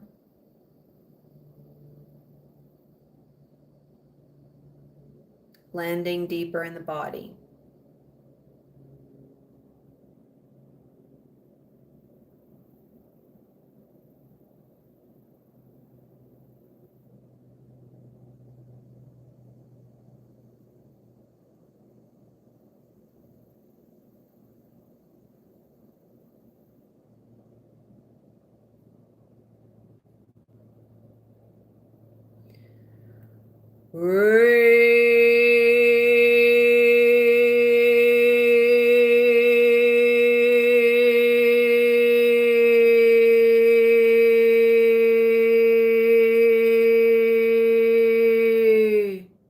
Anchoring, piercing straight down.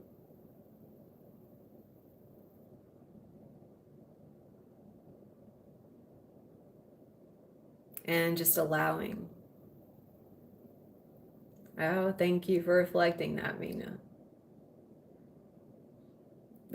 It's clearing a lot, isn't it? Or I don't want to say clearing, it's opening. So grateful for your reflections. Thank you, beautiful.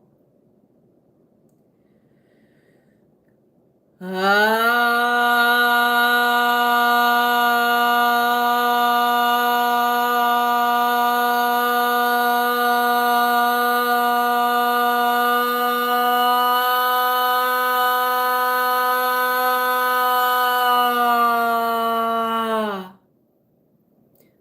is multi-hued, multi-layered, multi-dimensional. You might hear some mechanical aspects to it. My tones reach cosmic and universal, so some of it might sound metallic or mechanical. That's why.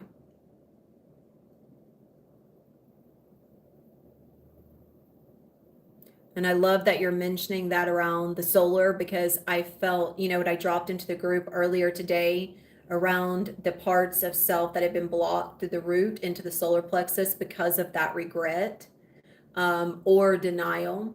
And so that, and of course, guilt, shame is a part of that, that we've discussed and exchanged. And I do feel that it's been a collective thing that's been in motion, because I sensed it through pretty much everyone in the group space as well as the collective. It hit me like a punch to my gut today, which is very interesting. It's where my notes came from when I dropped that in to the group. And I could sense that hopefully this would assist in opening that up for some people.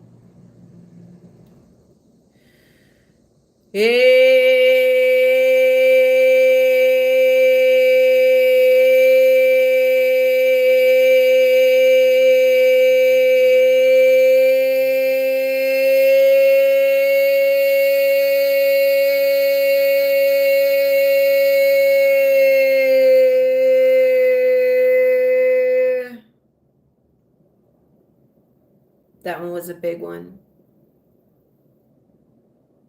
That one's a broad range of my tone, of my oversoul tone.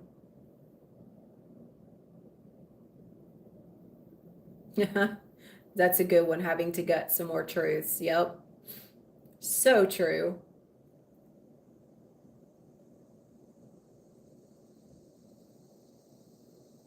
Most people are not willing to receive their truth in return. As soon as they hear something they don't like, right, they block it. They put their walls up. They say, no more, only who I allow in, which is very interesting. I've seen people take that road, that route, that road, and they say, nope, it's my energy and I only allow in certain people. And then they have to announce it as if it's basically a welcome mat to rejection, when you have to announce that only certain people are allowed, that because you're so special that you have certain boundaries. And I've faced people that run away from their truth in that way. They put up the walls. They don't want to hear anything beyond what they want to believe, because they believe that what they believe is so sacred that they have to protect it. They wall themselves behind ice and they do not move. This is why the facing of the truth is so important. The gutting, the internal act of receiving, acknowledging and allowing, and most importantly, accepting.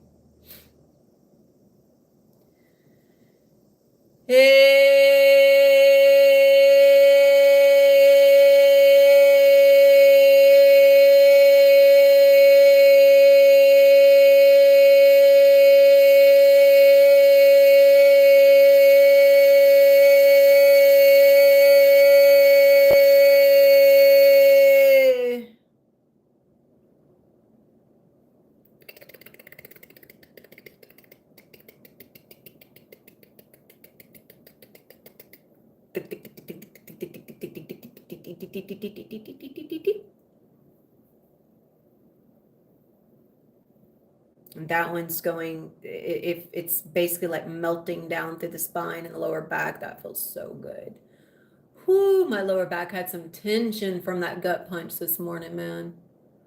And that feels so good. It's like liquid nitrogen just rolling into my lower back. Oh, feels so good.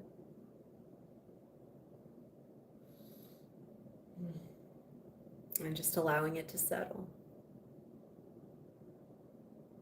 Do these feel pretty grounding for you, Mina?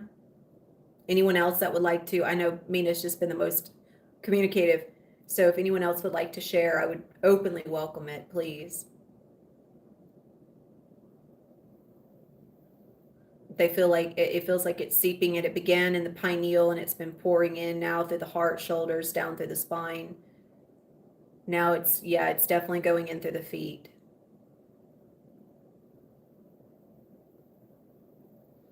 There's definitely, oh, you're still with us, my dear. I'm so grateful to hear that.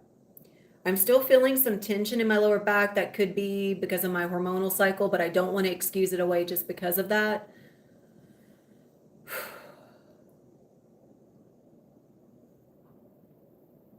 Wonderful. Wonderful. So grateful. So happy you're still here. Happy both of, happy everyone's still here. I think there's only like 2 or 3 or 4 of you here, but I'm just so grateful. We've spent like 2 hours discovering.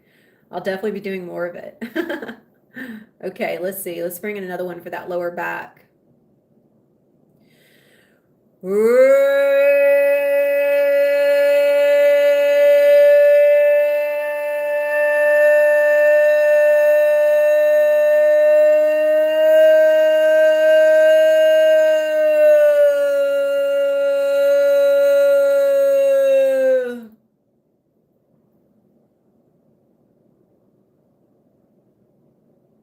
Attuning.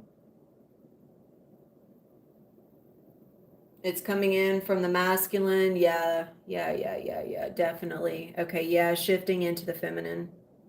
That projector line, I definitely had too much going out, not enough coming in.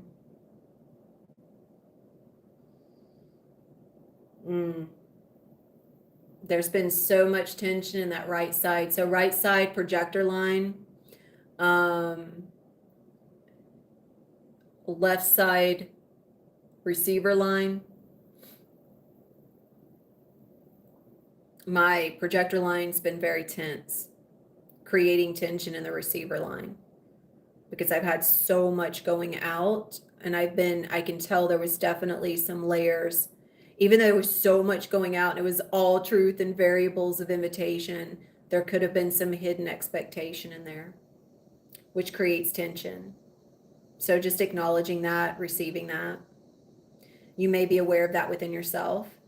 Oh, it's definitely your energy, my love. But we are one, so it's our energy. But what you're feeling is if you stated the agreement to receive, we unify, which means you receive what we are in harmony and balance. So what's very beautiful, are you feeling it in the space where you had the spinal fusion? I'd be very interested to hear how these tones work with something of that degree. I have a natural curve in my spine. I don't recognize it as anything other than natural and beautiful. It's not a flaw. It's a part of who I am. But it doesn't, my energy flows in a direct line, even though my spine curves. Let's do another one. We'll see what the feelings are. Start in your head into there. Okay. All right. Oh, beautiful. Okay. Wonderful. All right, let's do another one. Thank you for sharing. This last one, I'm just feeling the anchor and the receiver line on the left side. Pulling it down. And remember, your attention and your awareness also directed. The deeper you surrender, the more intelligent the sound and vibration moves.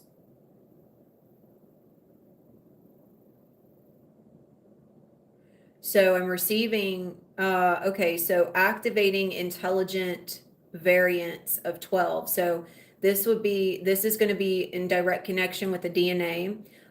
We have 12 dimensions. Every dimension after the 12th is a mirror of the first 12.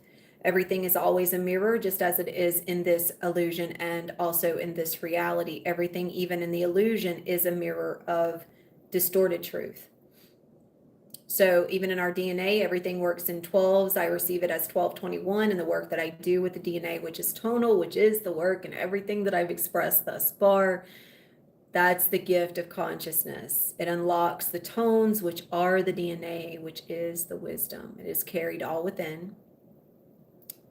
So allowing the intelligent harmonics of the 12s and the variants of the 12s to be received.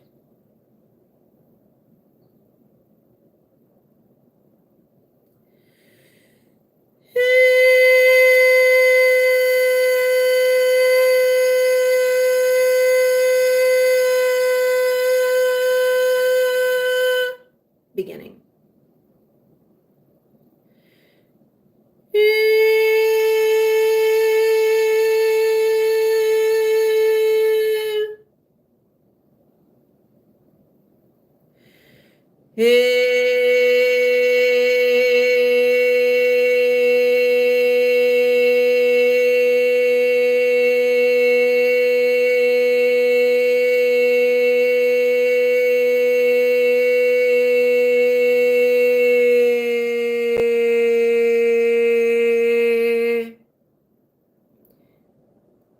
Those three pitches were my main overtone carriers of E, which you guys know, Aoasiine, EE. Those are not, it's not just a name, it's a vibration, it's a tone, it's an octave. Those three attunements are moving in variants of 12 and mirrored reflectors of 12, moving through the body, unlocking, sequencing.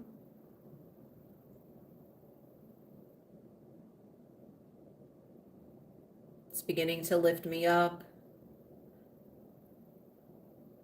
Some of these, even you feel weightless with them, truly, almost like you're walking on the moon. Your body is no longer the form that it takes with gravity. It becomes the formless, no longer requiring gravity. It becomes very weightless. That's the power of sound. You've seen the vibe when tones are hitting at a certain pitch. There's resonance. There's space between the waves. And that's what's happening here. Space between the waves. It's not just trying to sing a song. The song is in the sound itself.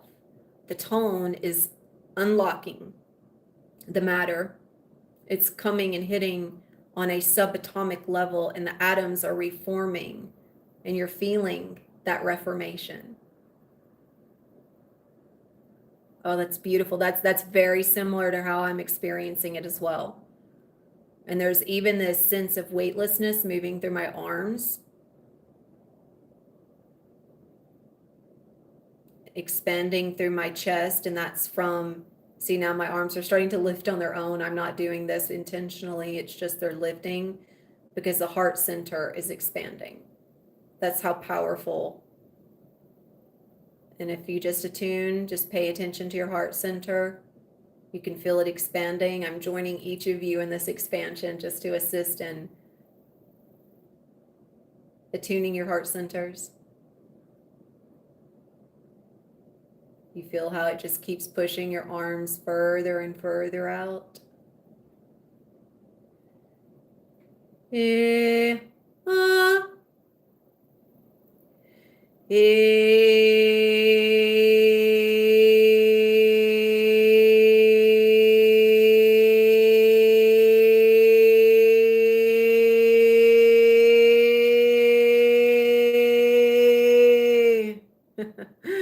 There it goes. My arms are getting further and further apart.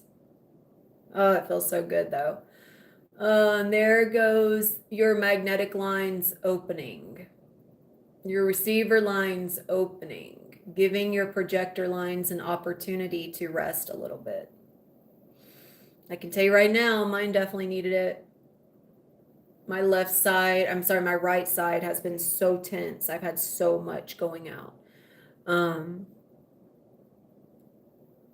Oh, love it. Yes. Emotional, but not emotional. I feel you, sister. Yes. Thank you both for these beautiful reflections. I love having these types of exchanges. Oh, there it comes up the back. It's moving up the back.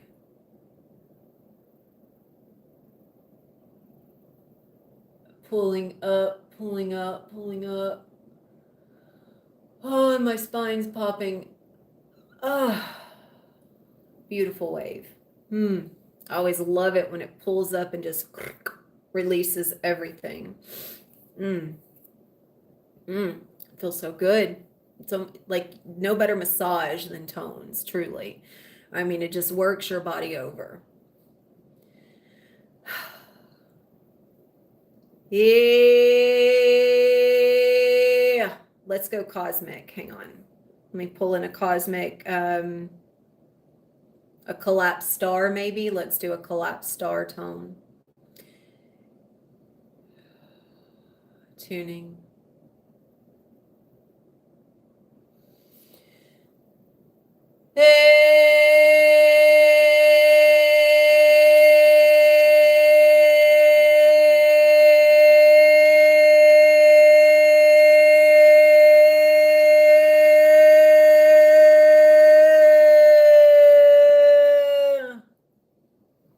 Oh, that opened up so much. I thought it was going to collapse in on itself. Oh, it's really pulling up. You might feel a deep, really intense pulling, opening like a black hole. That one's got a lot of magnetism to it. I thought I was going to have to stop expressing for a minute because it was opening my vocal range. It was opening my throat so much. I thought I was going to start coughing.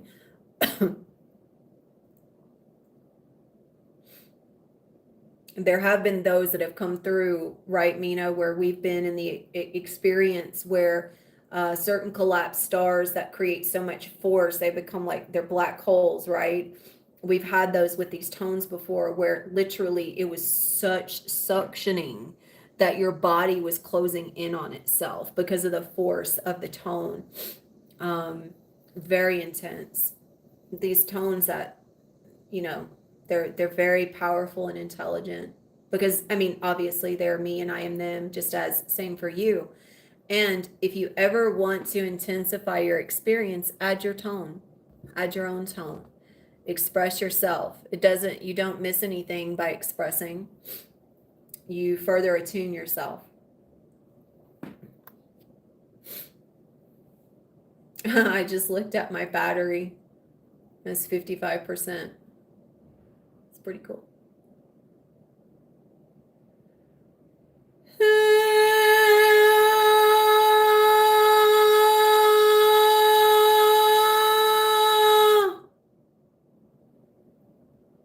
That one's just been wanting to come out.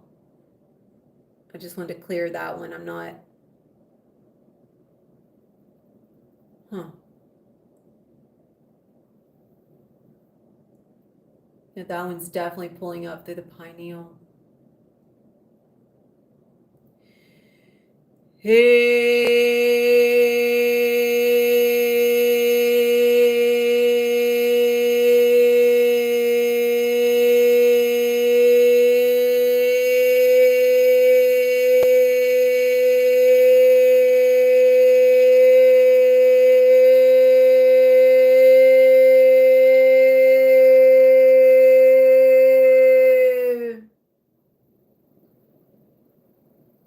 All right, that one's moving through the whole body. Big time.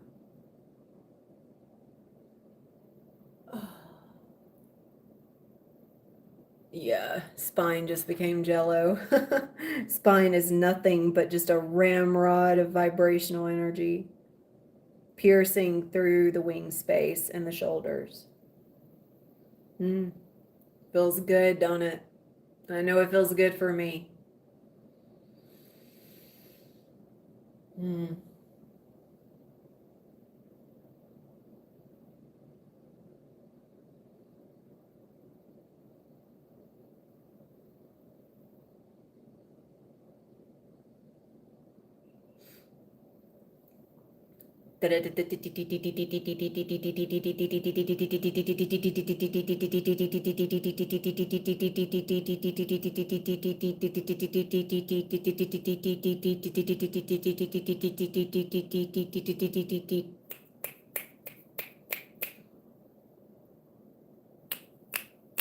Opening, opening,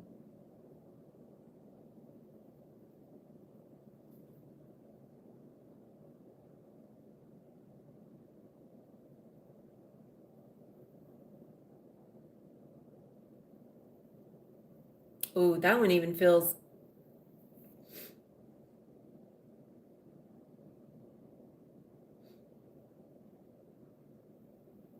I was going to say that one might be carrying more masculine principles. I just really feel like my projector was requiring more attention. Maybe is why it keeps moving in. Oh, well, and also too, I'm projecting the tone. That would make sense. I'm projecting the tone. Ah, huh. New realization. I'm projecting the tone, therefore I experience it through my projector line simultaneously as I'm projecting it, and then I feel it coming in through my receiver. Interesting.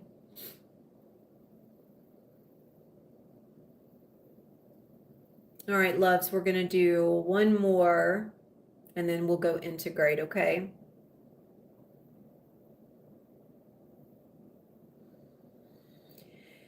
Hey.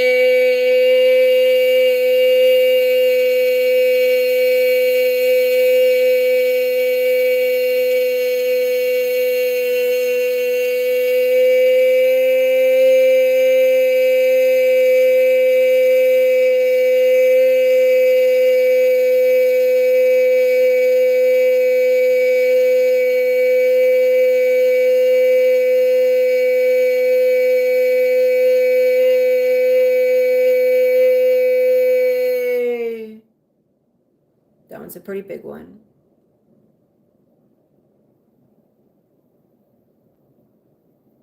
Very big one.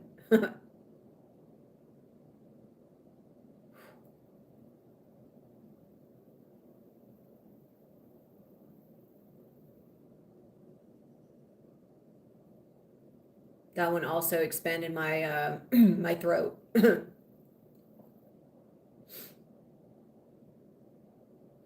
Grounding, grounding, grounding, and anchoring, anchoring, anchoring, anchoring, anchoring. We are anchored in the wisdom of the tones. We are anchored in the wisdom of receiving. We are whole and complete. And so it is. Thank you all so much. Oh, what a beautiful blessing it was to be here with each of you. And look, we're coming up on 2, 2, 2, 2, 2. Can't get more perfect than that. Thank you, thank you, thank you. What a beautiful experience. I look forward to bringing some more through. So you guys, if you're not already subscribed, just please subscribe and be on the lookout. I will definitely be offering more free ones coming through, especially with participation. It makes it so much fun. So just be on the lookout, and I will do my best to post, to make a post in relation to it, like the day before or the day of. Sometimes, again, I go vibrationally, so I don't plan it. It just energetically, I can feel myself landing there. And so when I'm there, and I just let everyone know. So, and that's what makes it so beautiful. In that way, it's not expected. Like if you're aligned to be there live, great. If not, you watch the replay. Either way, you're aligned to exactly where you're meant to be. So sometimes we can place it like, oh, I'm just gonna, schedule it for this day, and then I have to make myself show up on that day, and I don't do that. So,